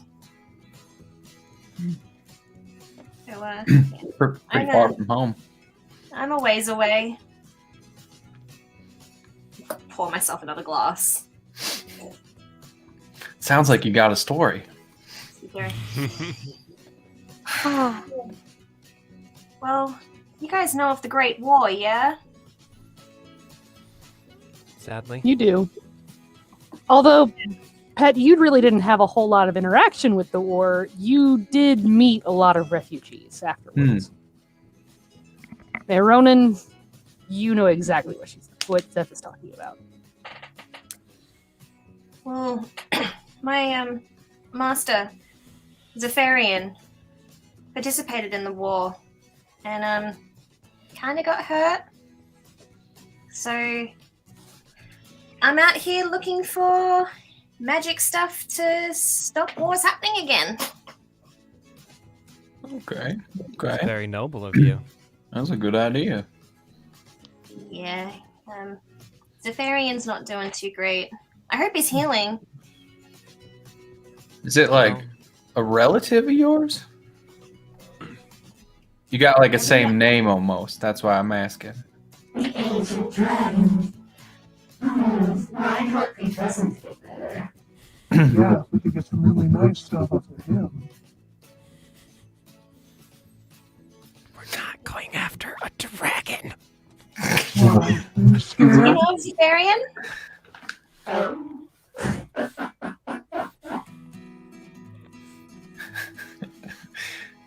I've never heard of Zephyrian. No, I can't say that I have.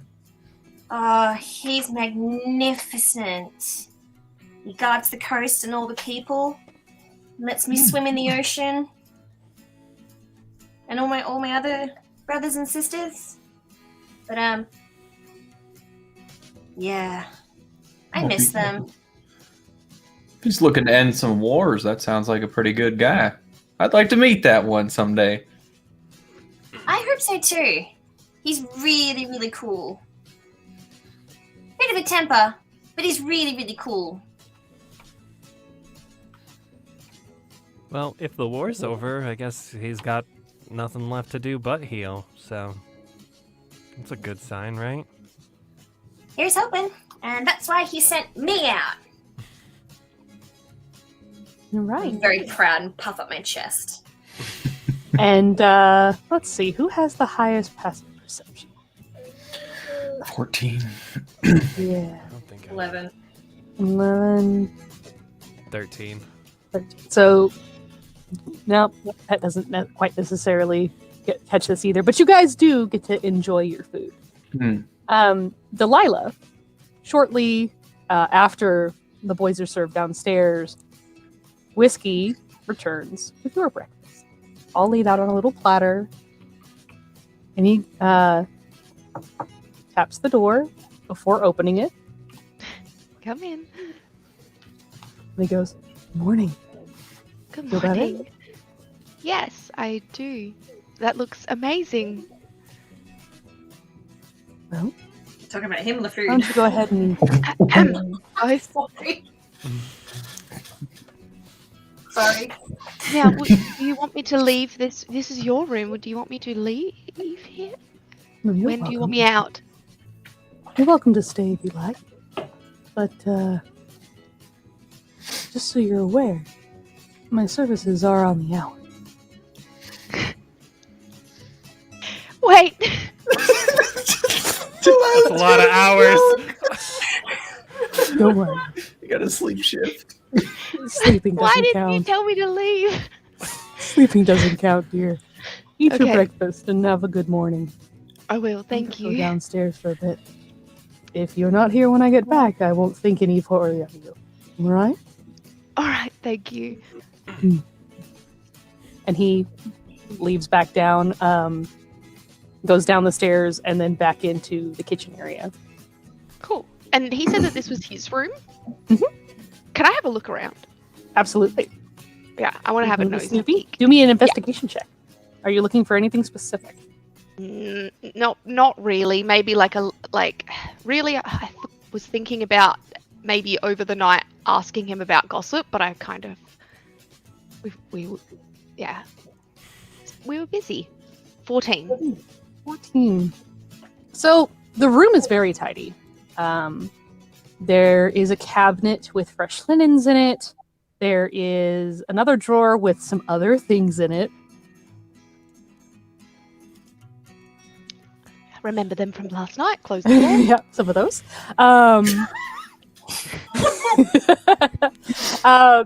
And the wardrobe has several sets of clothes, a jacket, 2 pairs of boots, a pair of nice soft leather shoes, and then underneath the bed you find a guitar case.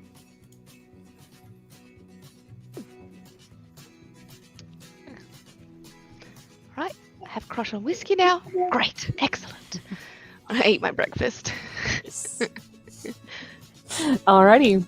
So after everybody finishes up their breakfast, Delilah, are you going to go back downstairs? Yes. Yeah, I will. Okay. So right about the time that Pet, Ronan, and Zeph are finishing up their breakfast, Delilah is finishing hers. And she dresses and comes downstairs to see the boys sitting at the table. Morning. And I sit down. Good morning. Oh, you are here. Just got my own room. You just sleep well? Great. What about yourselves? Good to hear. I had Don't a remember. big bed to myself. It was nice. That is nice. It was a good night. I slept pretty well too. Lovely. Lovely. How's breakfast? Delicious. Delicious. Have you had some of this tea? No, You had cold milk. okay. No, I haven't had any tea. I had breakfast up in the room, but I'd love some tea. I mean, I've almost finished it, so here.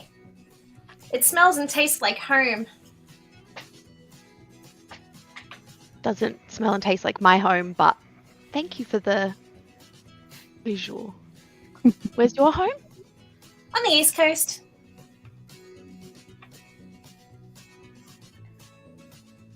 I've been like I've been like scooping the what was all served for breakfast? Was it just bacon or was it other things? So, in addition to bacon and eggs, there was a thick slice of a cottage loaf of bread. So it's not like when you picture the loaf of bread, don't picture, like a piece of Wonder Bread. Picture a kind of ovular piece It's about 3 to 4 inches thick at its widest part, and it kind of tapers down to about an inch on the edges, with a really thick, crispy crust all the way around the outside, and a really poofy, wide open structure on the inside. Sorry. I really love the Great British Baking Show, and I love bread. Same, so please continue. Yeah, I was like, the rest of the Sounds stream great. could be bread description, and I'd be so happy. Yeah. The most of the feedback that I get from my streams is like, damn it, I should have eaten before I played with you because now I'm starving. Which is why I always eat beforehand, because then I'm less likely to be quite as descriptive with food. Good call. Probably a good idea that some of our viewers are eating their breakfast while watching. So, in addition to that, eggs and bacon, you do have that big, thick piece of cottage loaf with freshly made unsalted butter spread on it. There is also something that you're not used to seeing on a breakfast plate, at least not back east anyway.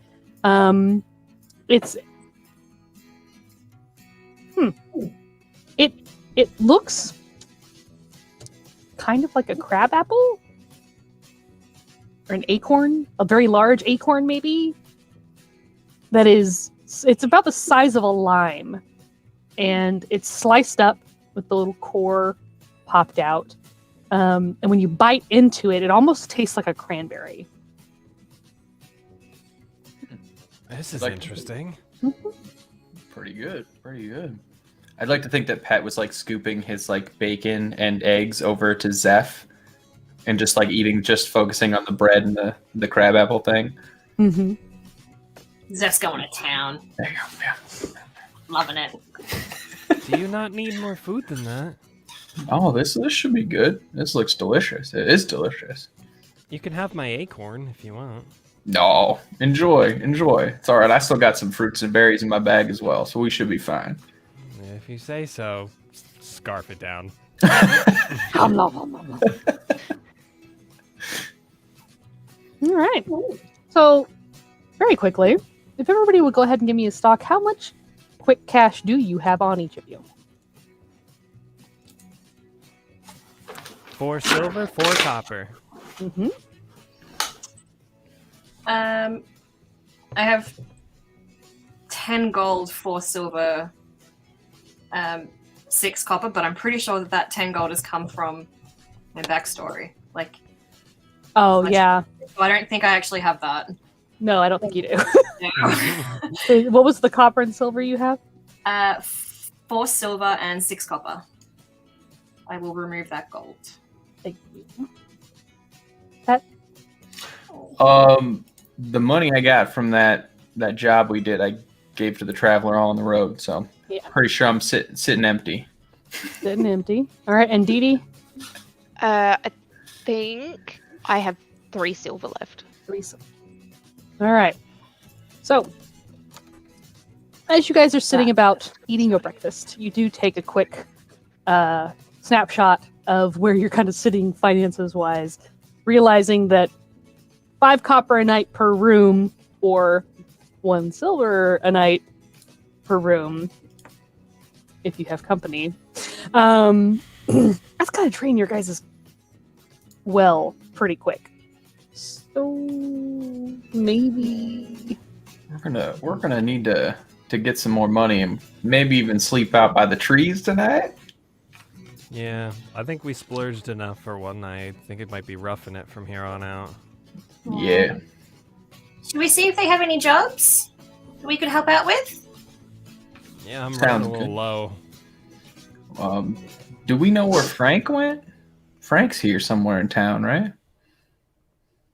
somewhere. You Delivered went the to make a ore, right? delivery. He's probably heading back. Maybe we can ask him about what. If he's gone, then he's probably gone. But if he's around, we can always ask him about what that Anders guy was telling us about with the elks and bears and making some money that way.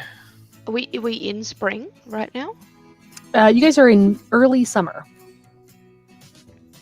They said I we don't want to run into them in spring. Was I passed out for Yeah, the that bears? was the bears, wasn't it? Yeah. I was passed out. I You was you awake would know for the elk. you were conscious for it because that was right after Zeph said, "Oh, now I'm not tired," Oh, and that's when yeah. Enders bought you guys the second round. Right, right. So should we just have a look around town? I guess we've only just come in and Yeah, maybe what we'll else talk does- to. All right, my pretties. Is there anything else I can get for y'all? You want some more tea? Some more toast? No, I think we're good. Okay. Well, Well, all right. You know where to find us if you ever decide you'd ready to come back. And if you need a room for the night, we do have a couple. Do you know what there is to do around town? We're new here, as you would obviously know. Yes, I picked up on that. Well, if you're looking to make a bit of money, there's a couple of places that you could try. You can always check down at the general store. There's a board there where people in town post, like, hey, I'm looking for this thing. If you have it, I'll trade this for it, that sort of thing. Jobs and those sorts of things as well for the farm hands up at Blackbird. I did hear from the boys who were here last night that old Willie Black is having some trouble with something killing his livestock. So you might check in with him or the sheriff. She might have more information. And of course, there's always the sheriff's office. She keeps a handle on just about everything in town. So if you have any questions, you can always ask her. And then there's, you could always talk to Cindy Redberry. She's old and needs a couple of fresh legs to run into the woods for her every now and then when one of her family members isn't available to do so. To, like, bring her back food or something? Oh, no ingredients, honey. Cindy Redberry is a hedge witch. She is amazing. Oh. I have never had to worry about anything, really. And she even makes up my special brews of tea. Like the one that we just drank? Oh, yeah. She calls that one Ocean Breeze. Although I don't think she's ever been to the ocean. Well, it was What pretty other spot on. specialty teas have you got?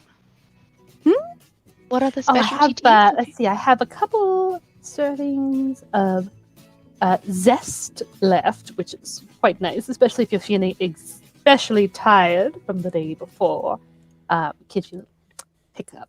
And then I do have a very, very lovely early morning gray, which is just a very calming tea. It's so lovely. It's so light. That's what I usually drink in the morning, so I have more of it. Yes. Oh, I think I'll grab one of those quickly. How much does that kind of thing cost, maybe? Oh, for like a bag of tea leaves? Well, you would have to check with Cindy. I'm not sure on the prices on that kind of thing. Oh no, I just want a serving of tea right now. Oh, That's cool. right. And another problem that comes with your breakfast. Yeah. Perfect. So she'll bring out a couple more mugs for you guys. And now you have some info and places to potentially look for money. I want Jobs. to go to Cindy Redberry's. Sounds like fun. That might be Yeah, the Zeph, mat. Oh, gosh. Sorry, go ahead. Yeah, Zeph, if you want some more of home, it's not a bad place to pick up a bag. Yeah, we can go see Cindy. She might have some of them. I mean, they said she's like a witch or something. Maybe there's some sort of magical stuff going on there. You were looking for magical stuff. Oh, yeah. Yeah, let's go. Grab Might my be the stuff point. and I'm out the door. There he goes. Let me finish my tea. God, he's so quick. Speed on those legs. Jeez. You think with that much train on his little robe, he'd go a little slower, but no. Somehow he makes it work. Yep. Finish up your tea, Delilah. I'll meet outside and see if I can catch Zep before he runs away. And I'll stand up from the table and kind of just walk out to the front door.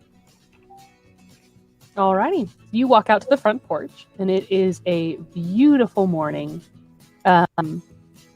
Quiet and bright. The birds are singing. There is very little cloud cover in the sky this morning, although there are a few wispy little white trails here and there. The sun is just now peeking over the far eastern mountains that you guys came through that secret tunnel in.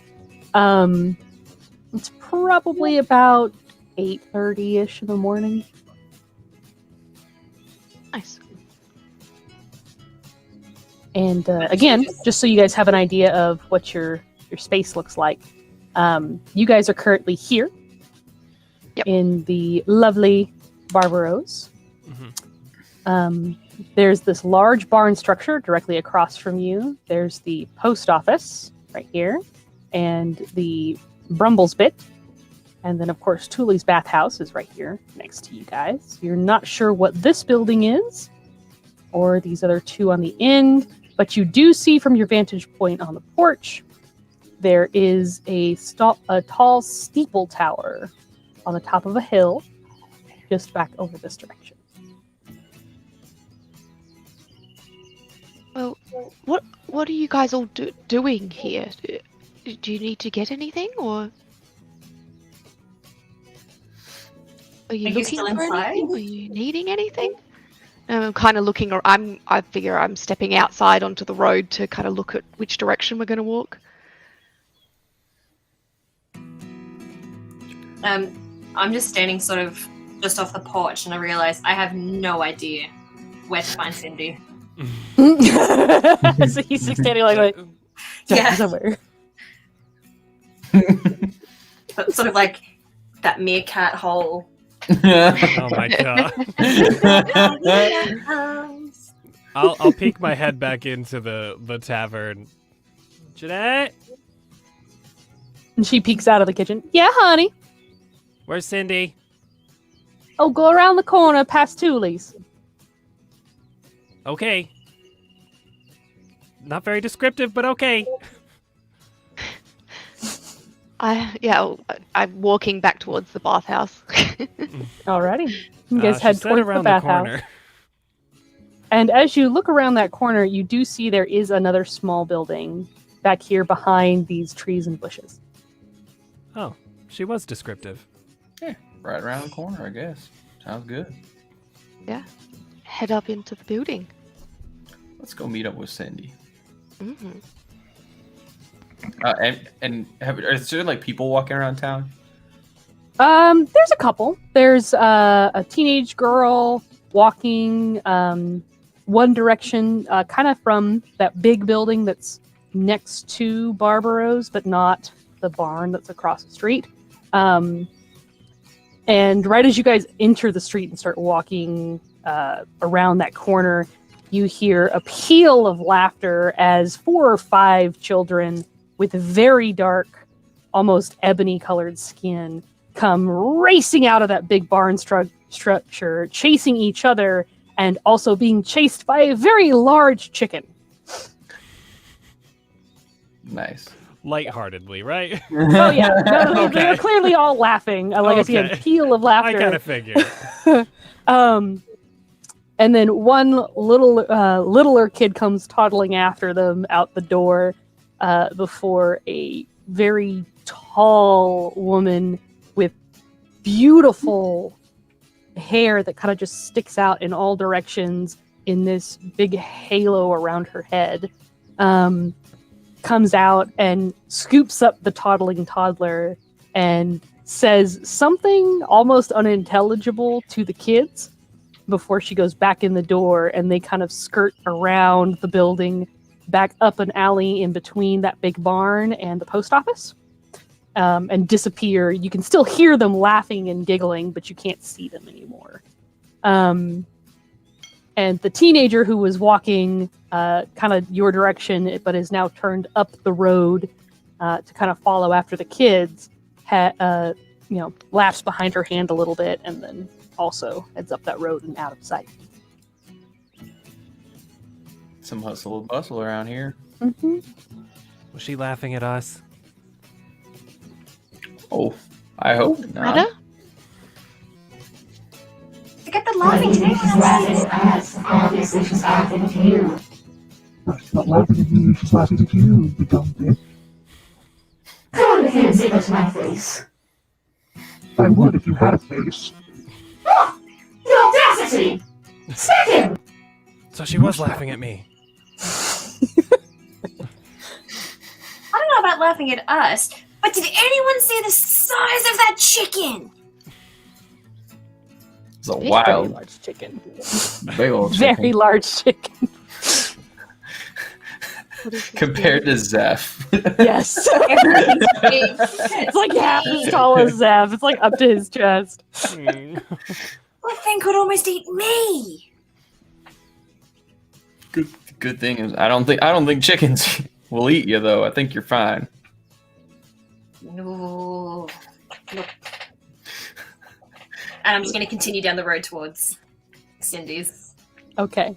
So as you guys get to that house that is right there behind the trees, you quickly realize that this is probably not the house you thought it was. As even this early in the morning, there is a bellows going. And quite obviously, around the side of the building, the house portion is significantly smaller than you thought it would be. And the majority of the roof actually covers an outdoor smithy. And there is a very large red dragonborn man standing over by the forge. He is kind of leaning slightly to one side, and Zeph, you realize this very quickly. This man has a peg leg. And some very deep scarring that even goes through his scales. But that's probably not Cindy Redberry. Hmm.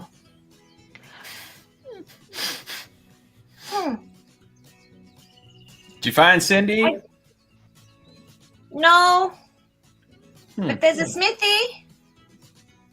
Really? He kind of turns and he looks towards you. Those kind of sound the same. I say in Draconic. Hello. Actually, in Draconic, it was supposed to be more like.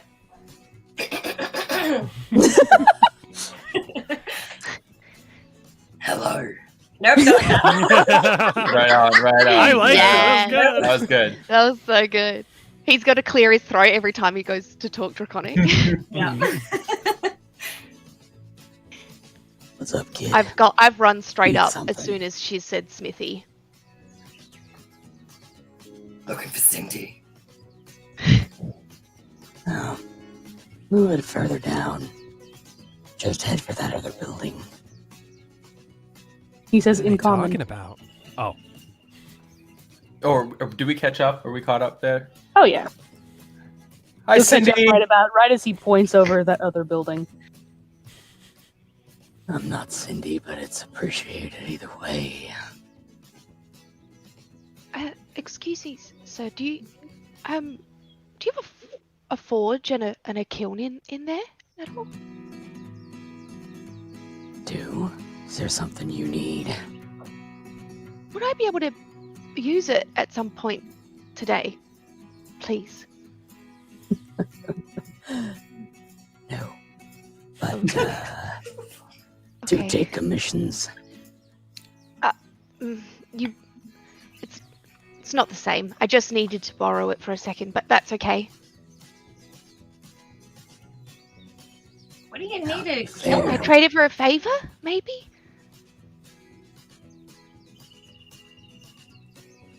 Look, hon.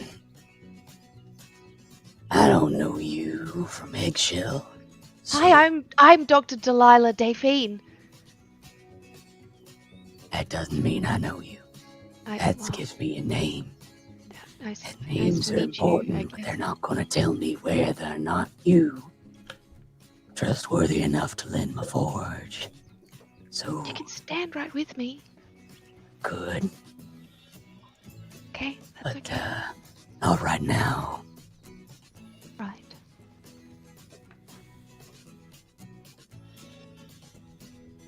I have a Why big do you need pout, a and I'm moving away from the building now. Yep. No, not many people say no to me. Well, you have, Ooh, that's rough on my voice box. have a nice day, not Cindy. I was gonna keep him doing it like through the whole thing, but then when I asked Amy to describe the town, she's like, "There's children and teenagers." I'm like, "Nope, nope." Wait, she was gonna tell us what it was. Forgot to ask. Yeah. So you guys head on down to the next building,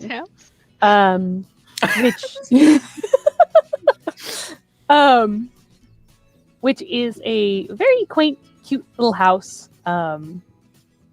that is covered in vines. And I mean, I'm talking trumpet vines and berry vines and some very obviously poisonous vines. This whole thing is just covered in stuff.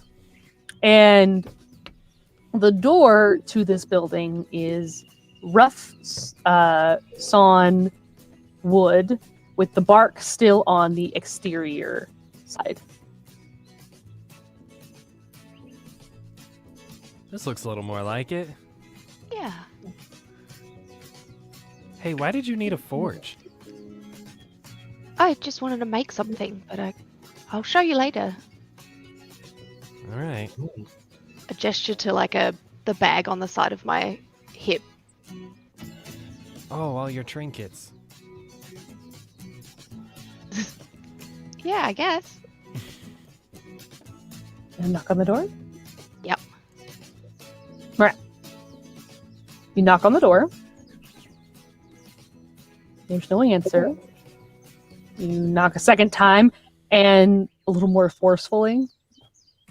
I mean, you were just told no. It's like, who? Knock a little more forcefully the second change his time. mind. Just a little pissed. It's okay. It's fine. The second time you knock a little more forcefully, and the door just starts, slowly creaks open. Oh, it was open. Is anyone there? You look in. Yeah. I push There the door further. is right there in the middle of the floor. There's an older woman looking shape laying in the middle of the floor with red goo on the floor around her. The whole rest of the building seems to be in perfect order, but there are dried plants hanging from the rafters above. There's pots and salves and all kinds of things in pots and shelves around, and just right there in the middle of the floor, this old woman just laying on the floor in a puddle of blood. What the fuck? Yeah, I run straight up to her, run straight into the room and up to her to see if there's how long has she been like this? All right, you run up. Do the rest of you come in? Yeah. Yeah. What the heck is gonna happening? I'm going to stay by the door. All right, so everybody but Zeph runs in, and Delilah, you get to this body and you flip her over, and you're like, "Oh my god, are you okay?" And you start looking for, head contusions that could potentially cause that much blood, and then as you were like holding her in your arms, Covered in blood. covered in blood. Oh no. Is she alive? Is she breathing? What's going on? So roll me a medicine check, please. Can you fix her? 10. Is there a smell? Zeph, roll me a perception check. Oh god, she's dead. She's so still. Her skin is so 15. cold. That's a what? 15. 15. Zeph, it smells like jam. I come in It's and like raspberry jam. I'm going to sort of play on the panic a little bit. I'm going to walk in, smear my hand through it, and just start licking it. Oh! Why What's would happening? you do that? What's going on? happening? You want some? No, what are you doing? The old woman begins to laugh in your arms, Delilah. Oh, And her eyes pop open. oh. I gotcha. I gotcha. I don't know what's going on. And she sits up in your lap. She goes, "You're a good sport, kiddo." Well, that's a good one. You gave me half a heart attack, but we're back. We're here. So this Ooh, that little was a old good one. woman with a slightly hunched back has crackled elm bark-like skin and deep, deep green-colored hair that is tied back in a very messy bun. It's almost impossible to tell how old she is. But her voice does tell you she's got some serious age. She manages to get up out of your lap and looks at both Aronin and Pet's petrified faces and goes, "Oh, well, it's good to see that there's so many healthy children around these days." That sounded suspicious And to she anyone goes else? around around a little counter which is covered in like herbalism stuff. Doc, how did you not know she was alive? Haven't you done this before? You're a Yeah, I have doctor, done right? this before. I couldn't find any wounds on her. She is a person of the native wilds. All right. She's a tree person. That was a little scary. Yeah, see her, her skin. She's not a human. It was hard to tell the difference, really. Gotcha. But you couldn't smell the sweet jam? I had other things on my mind. There's a dead old lady in the room. Scary. Yes, exactly. Well, I'm not quite dead yet, kids. So, Very glad. Very, what can very I glad. do for you? Oh, Cindy Redberry has everything you need except Hello, that. Cindy. What is that? And then she points at Zeph. Hi. This is really yummy. Good. I made it last night. It's really sweet. We heard that you might need some help. Help. Oh, well, Yeah. help me off the floor already, so. How long were you sitting there waiting to prank us? Well, I wasn't waiting for you. I don't even know who you are. Just waiting But for anyone to happen to walk into your house? What is this? listen, when you've lived as long as I have, there's very few things to do with your extra time. Turning away and bringing my sword up. What the fuck is wrong with this lady? Is she fucking nutty or is it just me? It's just you. Oh, that's weird No, then. it's not. It's not just you. She's obviously as crazy as you. Oh my god. How often do people visit Cindy Redberry? She could have been there for weeks on the floor. We don't even understand. Well, hello. I was kind of hoping to get sweet little May. She's so much fun. Her panicked screams echo for miles. But, anyway, what can I do for you? Well, we heard you might need some help going into the forest for things. Help me? Well, you just helped me off the floor. Yep. You said that. Need help with anything Did else? I? Oh, drat. Hold on. Oh, yep, there it is. And she reaches back a little further than her actual, like, leaf-like ear into her hair and pulls a little, you guys probably don't know what this is. It's called a bagworm. And what they do is they make these little cone-shaped nests out of pine needles and evergreen tree needles Oh. when they, kind of get onto a plant, and then they turn into moths. So there's these little cone-shaped bags that they make out of silk and dead pine needles, and they hang all over like trees and plants and stuff like that as if they were like little ornaments, even though when they get too many bagworms, it's really, really bad for the plant. She pulls one out of her hair and goes, and tosses it. Oh, right. Help. Yes. Well, you have a nice set of legs. And she points at Pet. Thank God. At this point, I think Pet just has no idea how to handle this old lady, so he just kind of goes, yeah. He kind of like slowly slinks to the back of the room, just kind of like, yeah, come on, guys, you talk to him. Well, I'll tell you what. There's a couple of things I need, actually. But alas,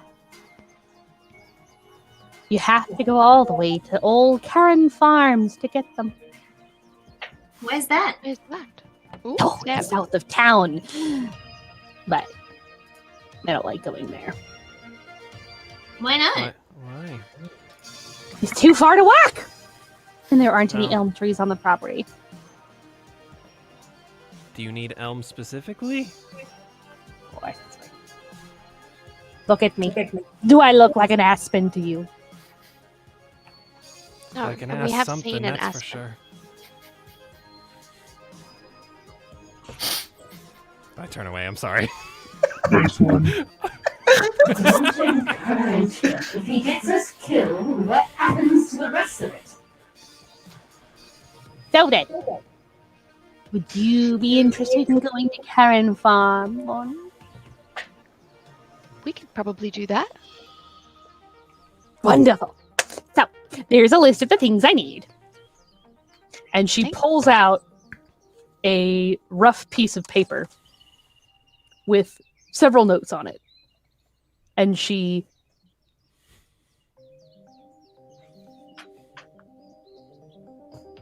hands it out to you. Zeph takes it. Yep. And on this piece of paper, in a very scrawled hand, there is written 1 bushel watercress, 1 bushel wheat hull, and then at the very bottom it says 1 bushel wild onion. Since me and Pet are away from the conversation, I'm gonna look at him. Is it weird to you that a tree person is using paper, or is that just me? I didn't even think about that. That's I'm Is that conflicted. yeah. I kind of say it's a form of, I don't know. Something. Yeah, not good. I don't think that's a good thing. Well. That's good. Do you think you can get it for me? I think we can manage that. Is there anything else that you need? No, just that. If you can fill everything on that order, I'll give you. What is it, you mammals, reptilians trade in coins? I have coins. Let me see.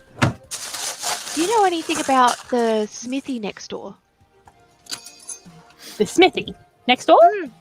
Yes. Oh, well, yes, of course I do. Why wouldn't I know about the smithy next door? Do you think that if I were to do jobs around town that he would trust me more?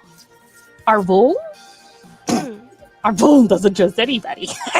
But it does make pulling pranks on him significantly more satisfying. Anyway, if you guys can get everything on that list for me, I'll give you this. And she holds up 1 gold coin. Ooh, Ooh. that's $100. sounds Okay. great. Could use that for sure. Okay. Right. So if you'll go get that for me, that would be amazing. And I'll give you this coin. Okay. Ouch. Right? Thank you. It doesn't taste good. See if it bends. Any doesn't. That's good. That's good news. All right. Alright. Is there anything Where else are you we need while you're headed? here? Yeah. Okay. One. Where are we going? And two. What have you got here? Herbs, tea, salve, potion, Magic. medical supplies. You said Anything magic. you need if you don't want to die. What sort of magic do you have? Magic. Oh, darling, there's magic all around us. Step right over there. There's no magic in that corner. Are you looking for a specific kind of magic? Anything that could be considered really, really powerful or really, really dangerous. If you want powerful, dangerous magic, you need to talk to Willie Black. Willie Black. Mm-hmm. Who's that? Oh, you really are new to town. So, Yeah. Willie Black and his predecessor, what few there are the original settlers of Raventree. They're the ones who put that sign out front. And they built me this house. That's a nice house. Where can we find this Willie Blacks? And William? she bustles past you guys out the front door. And she goes out into the street. And she looks kind of westward. And she picks up a stick off the ground and she points west and then follows it up the hill to an old colonial style house on top of the hill. Stands out because its architecture is completely different than anything else in town. You see that? That's, I guess, where we gotta go. If But you we want also- to meet Willie Black, you gotta go to Blackbird Ranch. Blackbird Ranch. All right. Okay. Okay. That was on the Bye. places we would check out anyway.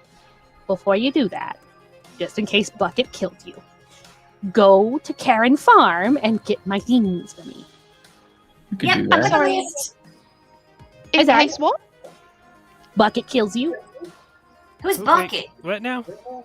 Oh, you haven't met Bucket. No, You'll we like need an Bucket. explanation. If he doesn't kill you.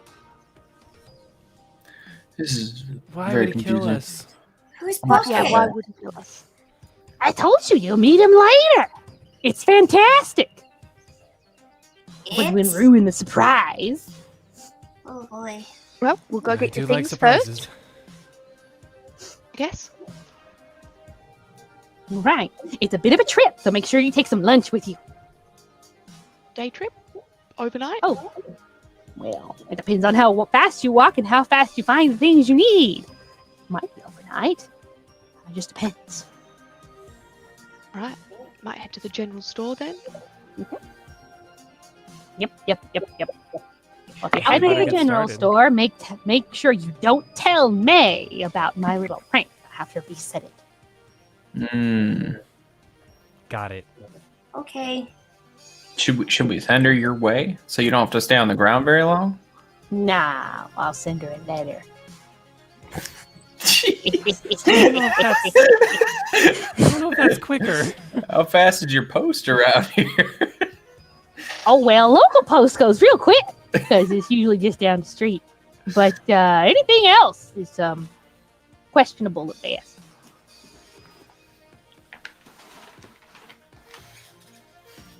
But yeah, you want to go to Hartman's General Supply. It's just the other side of Marlboro's in that big building. Don't go in the barn. Unless you want livestock. That's the double L feeding library. But yum, yum. If you want goods, then you go to Hartman's. Okay. good. Yeah. Okay. if we get all this stuff, and maybe if we find something else, could I get some of the sea breeze tea? Sea breeze? Yeah. Yeah, I think I can have them left. Okay.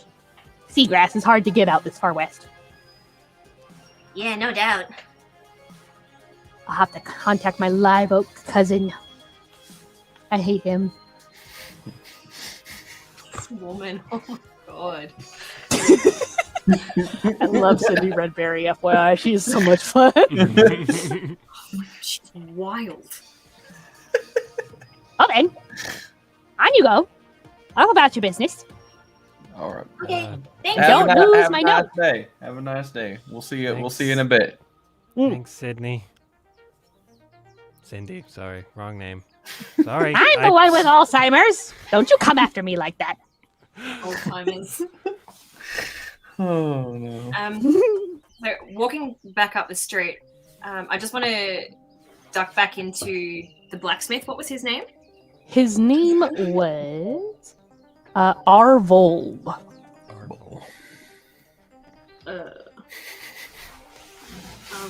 Blacksmith. It's AR, comma, not comma, apostrophe. VODUL. Oh, Dole. Okay. Oh, That's Dole. cool. Wasn't too far off. All right, you guys head to Hartman's. I'll catch up with you. Okay, Sound good? heading to Hartman's, and it's a pretty good sized store. I mean, it's got all your basic items. There's fabric, there's clothing, food, rope, lanterns, oil.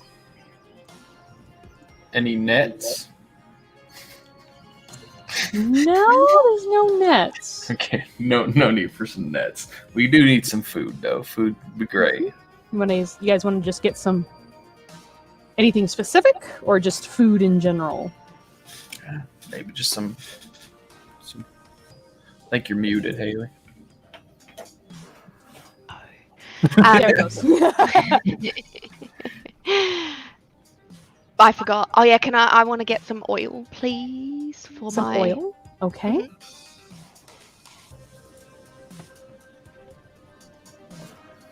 and then just some food. Rations. Long lasting. More oats. All right. Oats, that sort of thing. All the More oats. Alrighty. Oh, oatmeal. So, let's see.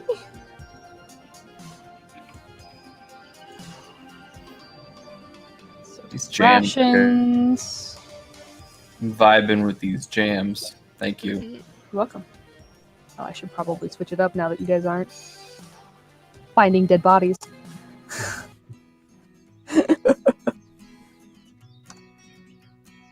All right, so for 1 day's ration,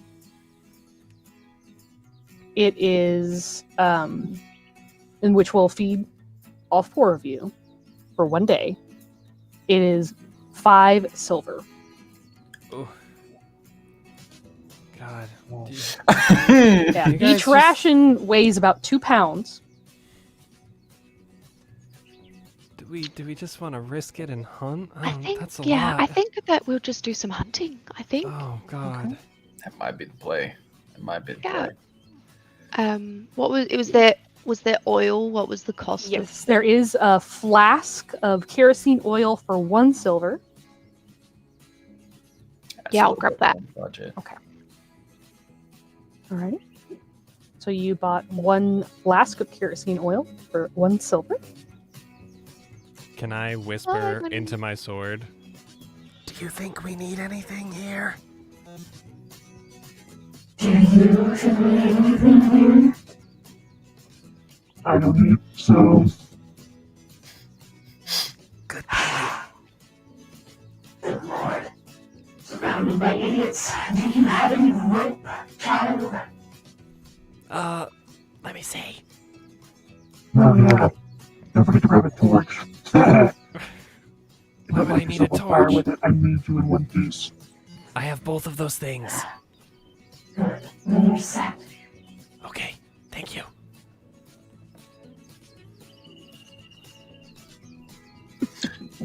Anybody need anything else?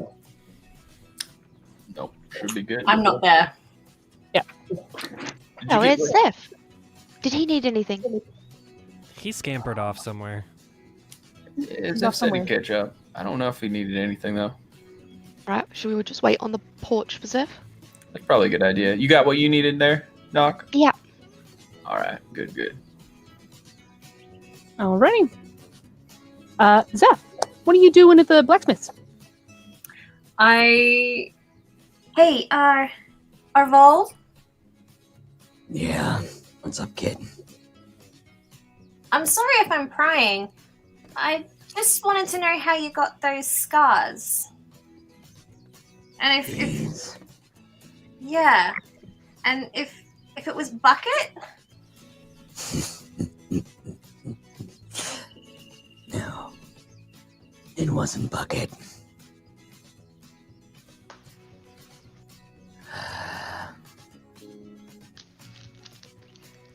I think that may be a story for another time. I know you better. Okay. Bahamut be with you. No, hey. Bahamut be with you. And I go away. Safe travels, kid. God damn. Yeah, that hurts. And I can water do the break. deep voice really easy, but It's taxing. I gotta be careful how much I use it. Okay. Okay, So, I catch up to the group. as you guys are exiting, having paid, let's see. Dirk, the owner of Hartman's General Supply, having paid him for the things that you purchased and looked at and those sorts of, and he did as much as he could help you with as he could.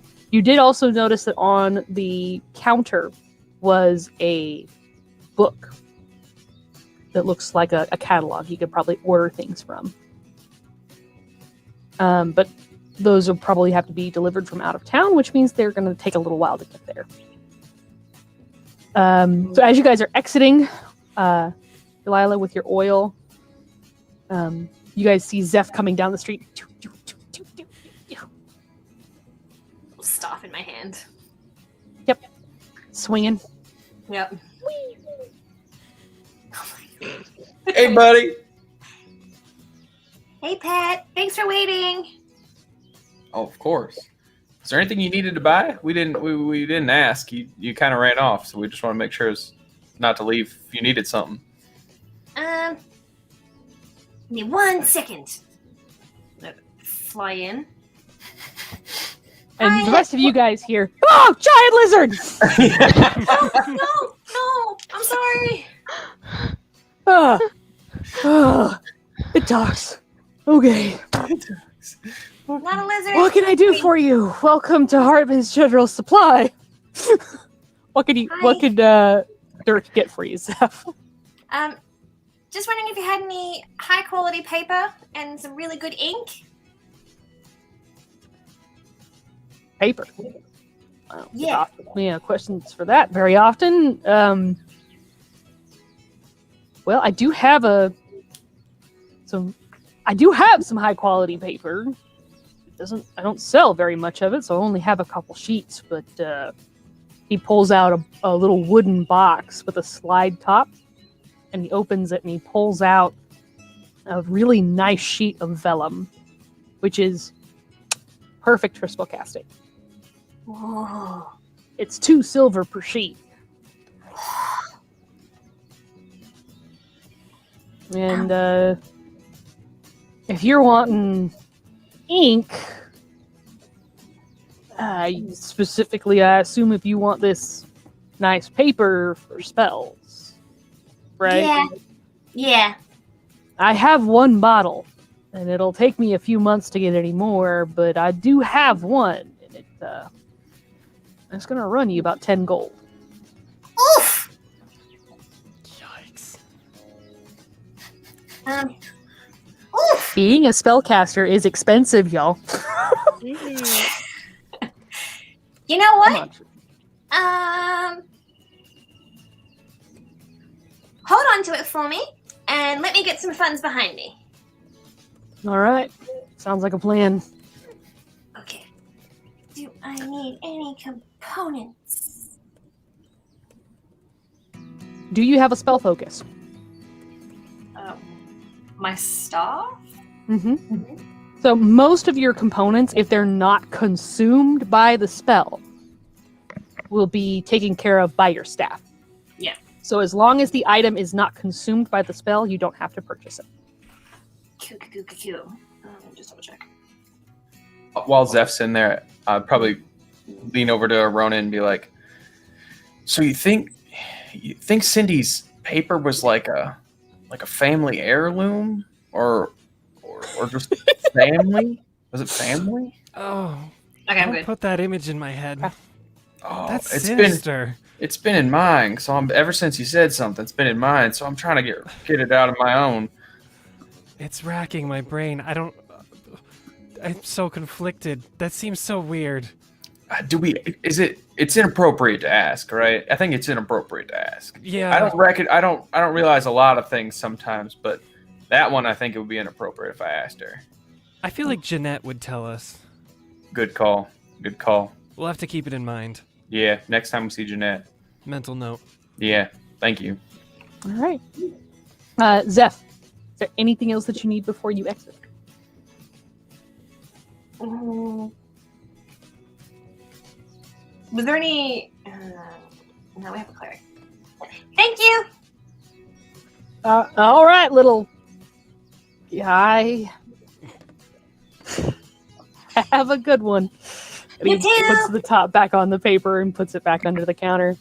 And Zeph comes zooming out. Ready to go, buddy? Get everything? Yep. All right. So Karen Farm is down here south of town. Off to Karen's farm. All right.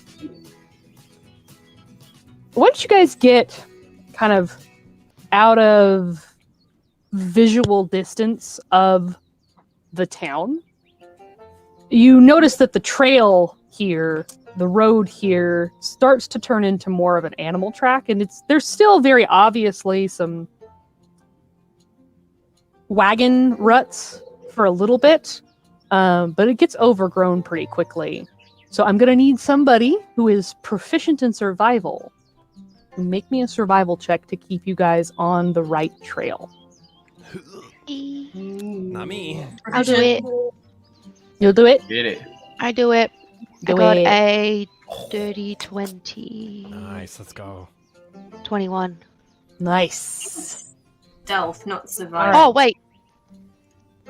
Survival. Sorry, Yes. I pressed the wrong button. It's the same. Never mind. It's okay. I got a 20. 20. Okay. Great. Alrighty.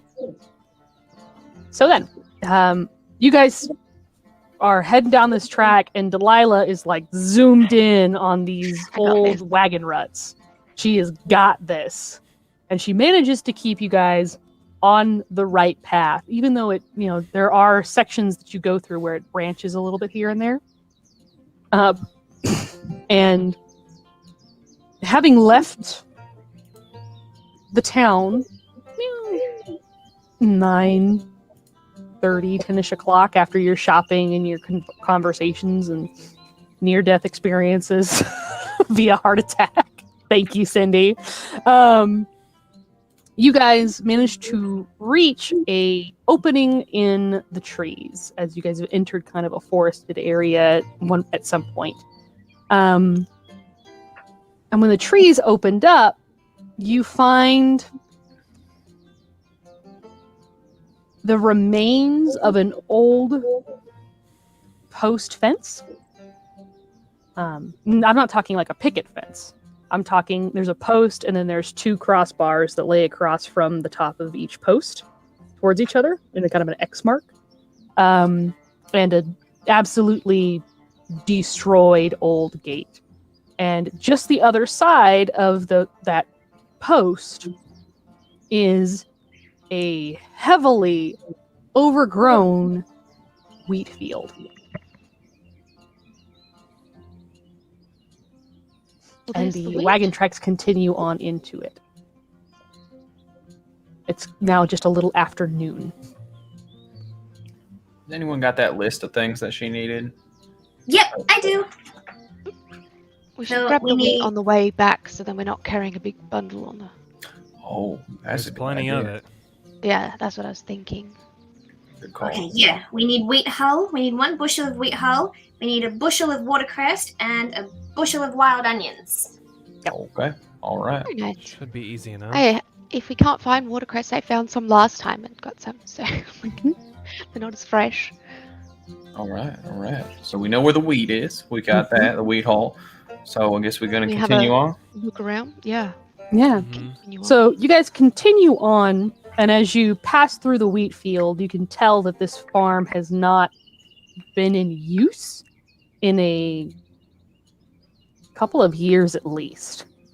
Pet, having grown up in the very kind of secluded cloister that you guys were in, you did a lot of your own farming. So you're looking at this going, yeah, no, this has not been touched or cared for in a while. Mhm. It's an abandoned farm. And you come out of this wheat field between 2 hills. And in between those 2 hills, you see a small section of of a building sticking out of one of the hills, and directly opposite that is a larger or slightly taller building that is sticking out of the opposite hill. Neither of them are in good condition. The roofs, or what roof there is sticking out of the hill, is in horrible disrepair with lots of holes. The doors to the larger building, which is probably meant to be a barn of some sort, are just laying on the side of the building. The smaller building doesn't even have a door. It's open to the elements in multiple spots on all sides. But from where you're standing kind of in the middle, you can tell that that's only like half of the structure. The other half of the structure is under the hill. So they were like built into the hill to help protect them from weather and insulate them in the winter and the summer. There is also a large pile of stones in the center of the clearing area between the 2 buildings. They kind of look like they've been pushed in on each other. There's a little bit of mortar stuck to some of the stones that it looks like there used to be some sort of small stone structure there, and it's all just been pushed in on top of itself.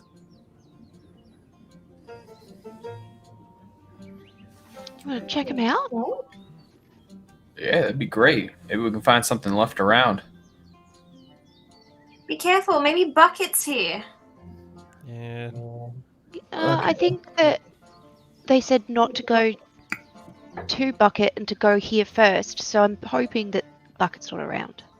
We don't even know who Bucket is. Or what bucket is. Yeah. Keeping an eye out, go check out the buildings. Alrighty. Which one do you guys want to check out first? Open door. That sounds like a plan. The one that didn't really have a door. Mhm. Okay. Yeah. So the smaller of the 2 buildings. Works for me. Alrighty. You guys walk up to the smaller of the 2 buildings.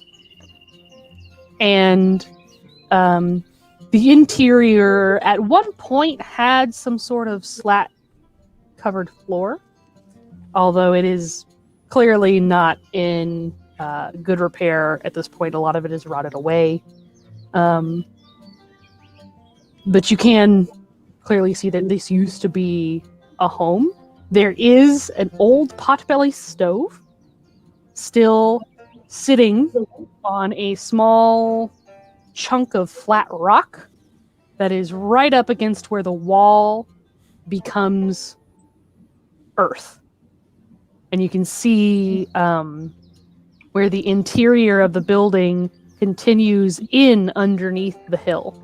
and underneath the hill in that area, there are the ruined structures of things like tables and chairs. There's an old bookcase that's been toppled over, and in the very back of the room, there is a door that goes further into the hill, perhaps. Is it any books survived? I don't know. You'd have to flick the bookcase over. Okay, nothing like on the floor around it. Yeah, you don't see anything on the floor around. If anything was there, it was like out on its own. It probably would have been destroyed by weather at this point. Check the Seems door. pretty scarce. Yeah, check the door. Go ahead. Nope. Back to the bookcase. Is door locked? Yeah, you want me to help lift up that bookcase? Yeah. It's not locked, but it is stuck. Like it's warped in its frame a little bit, so you may need to have some help getting it open. I give it a good tug a couple of times. Okay. Has someone help me? Maybe? Oh. I Yeah. don't know who to look to. I kind of go, oh, Pet. Hi. If You- you can you- open you this door. You need help with the door? Okay. Or the bookcase or the door? Or both? The- The door? Oh, you can. I'm holding on to the door, but you can Got help it. All bookcase right. too. Yeah. Can I? Is like the bookcase on the way to the door? Like if I'm walking. Oh, there we go. Yes, you have to step over the bookcase to get to the Okay. door. I'll just like as I walk by, can I like flip over the bookcase and then go towards the door to help out? You Sure. said there might be Roll me a something strength underneath check it, right? to flip over the bookcase. Okay, strike check. Let's roll that. That was a 8. Jeez. Oh no. You can't get it. It's a bit wider. wider than you were expecting when you were Okay. looking at it from across the room. So you're not able to get like a good grip on it, and it kind of fumbles out. Yeah, sorry, I can't do Have to anything with the grasp a little bookcase bit. there. But I'll help out with the door then. Okay. That's rough. Same thing. This time, since Delilah is the one who asked for your help, go ahead and have Delilah make the strength check at advantage. There you go. Oh, 22. 20. jeez. Nice. Oh. We got this. No problem. There you go. I didn't even need All your right. help. It's true. I forgot I'm the strongest one here. Honestly. Fucking half dwarves. You're not wrong. All right. I put one So- foot up onto the what is it, like the The frame? door frame? Yeah, the door frame. Yeah. And I Yeah. grab on, give it a good shove, tug. I'll kind of just be there to Kick catch it you. or push out. Like, make sure you don't fall down. Right. That's my help. So you guys grab onto the door, you brace the foot, and then you just yoink, pull the door, and it and comes loose, and then swings out as Pet kind of like catches you as the door just comes free. And the interior of this space is very dark. Delilah can see because she does have some dark vision. But Pet, you really can't make heads or tails of the interior without a light source of some kind. It's dark in here. You can't see? No. I'll light him my torch and hand it on over. Here, I don't need this. Oh, thank you kindly. That'd be great. All right. Torch. Enter the room. Check it out. Yeah. So this is an old root cellar. Looking on the little shelves that are along the walls, a lot of the jars that are still here are so dusty that it's hard to kind of tell what's there in them. You'd probably have to crack them open to get an idea of what's inside. There are a lot of the jars that are broken or otherwise, unusable in some way. And then there is a box of jars that are just empty. They're just sitting in a box, kind of tipped at the bottom there. Hmm. You finding anything in there? Just some jars and a couple of. Got to open up one of the crates. Sure.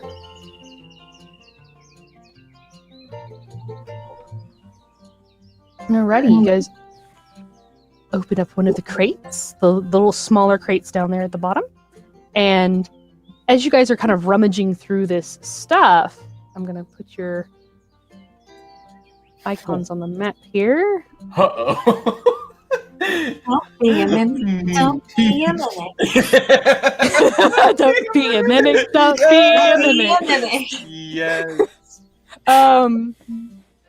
No, let's see. So Dee Dee and Zeph are the ones who are inside, or no, Dee Dee and Pet are the ones who are inside the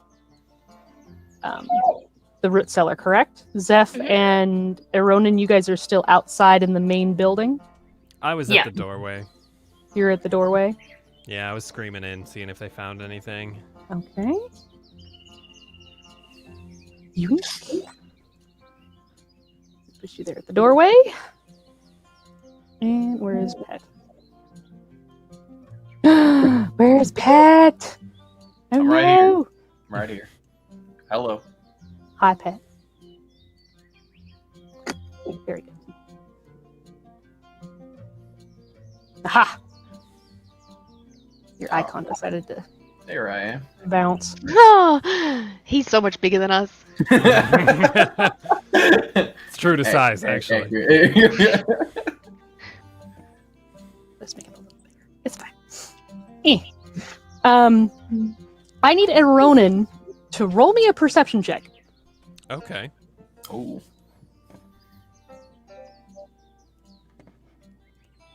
What are we working with? 12? Well, buddy.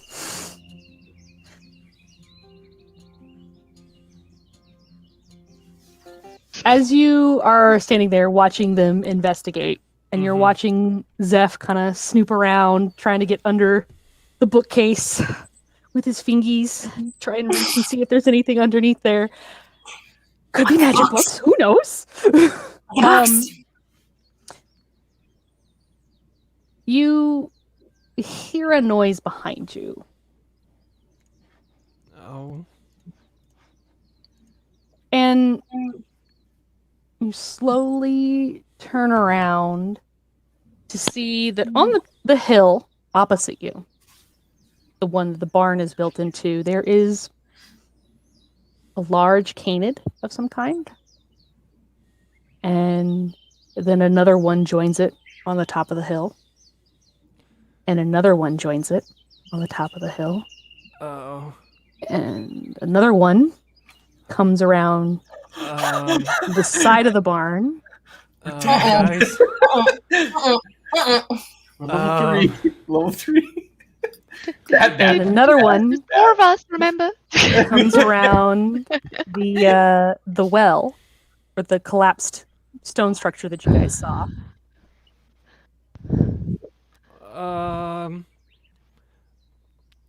You guys I'm might just want to like, finish la, up la, in la, there. la, la, la. All right, DJ Khaled, calm down. And then you look up to see another one as there's a clattering sound. And at this point, Zeph, you hear this and look up to see that there is one standing on what's left of the roof of the building that you guys are on. Huh. And that's where we're going to end it for the night. Oh, Jesus. Uh-oh. Uh-oh. None of them are mimics. Oh, All right, 4v6. everybody. It's in the crate. wild. Wild. You got 3 fighters there, though, so we'll see how it goes. Oh. Hopefully. You have a ranged squishy person in the building with one of them. Yep. Damn. We will be picking up next Thursday, same time, same place. You guys can catch us live here on the Tales of Initiative Network every Thursday from 4 p.m. Eastern. 5 5 p.m. No, p.m. Eastern. Central. 4 p.m. Central to 7 p.m. Central. That gives you an hour's worth of time in between us and the start of Critical Role, which apparently is coming back on the same day that we decided to go live with our show.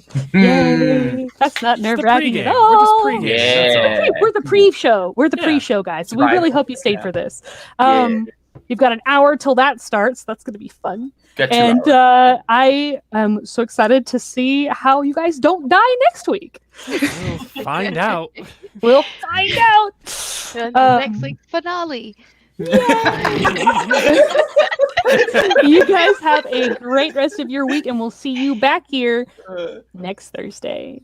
Bye. Bye, everybody.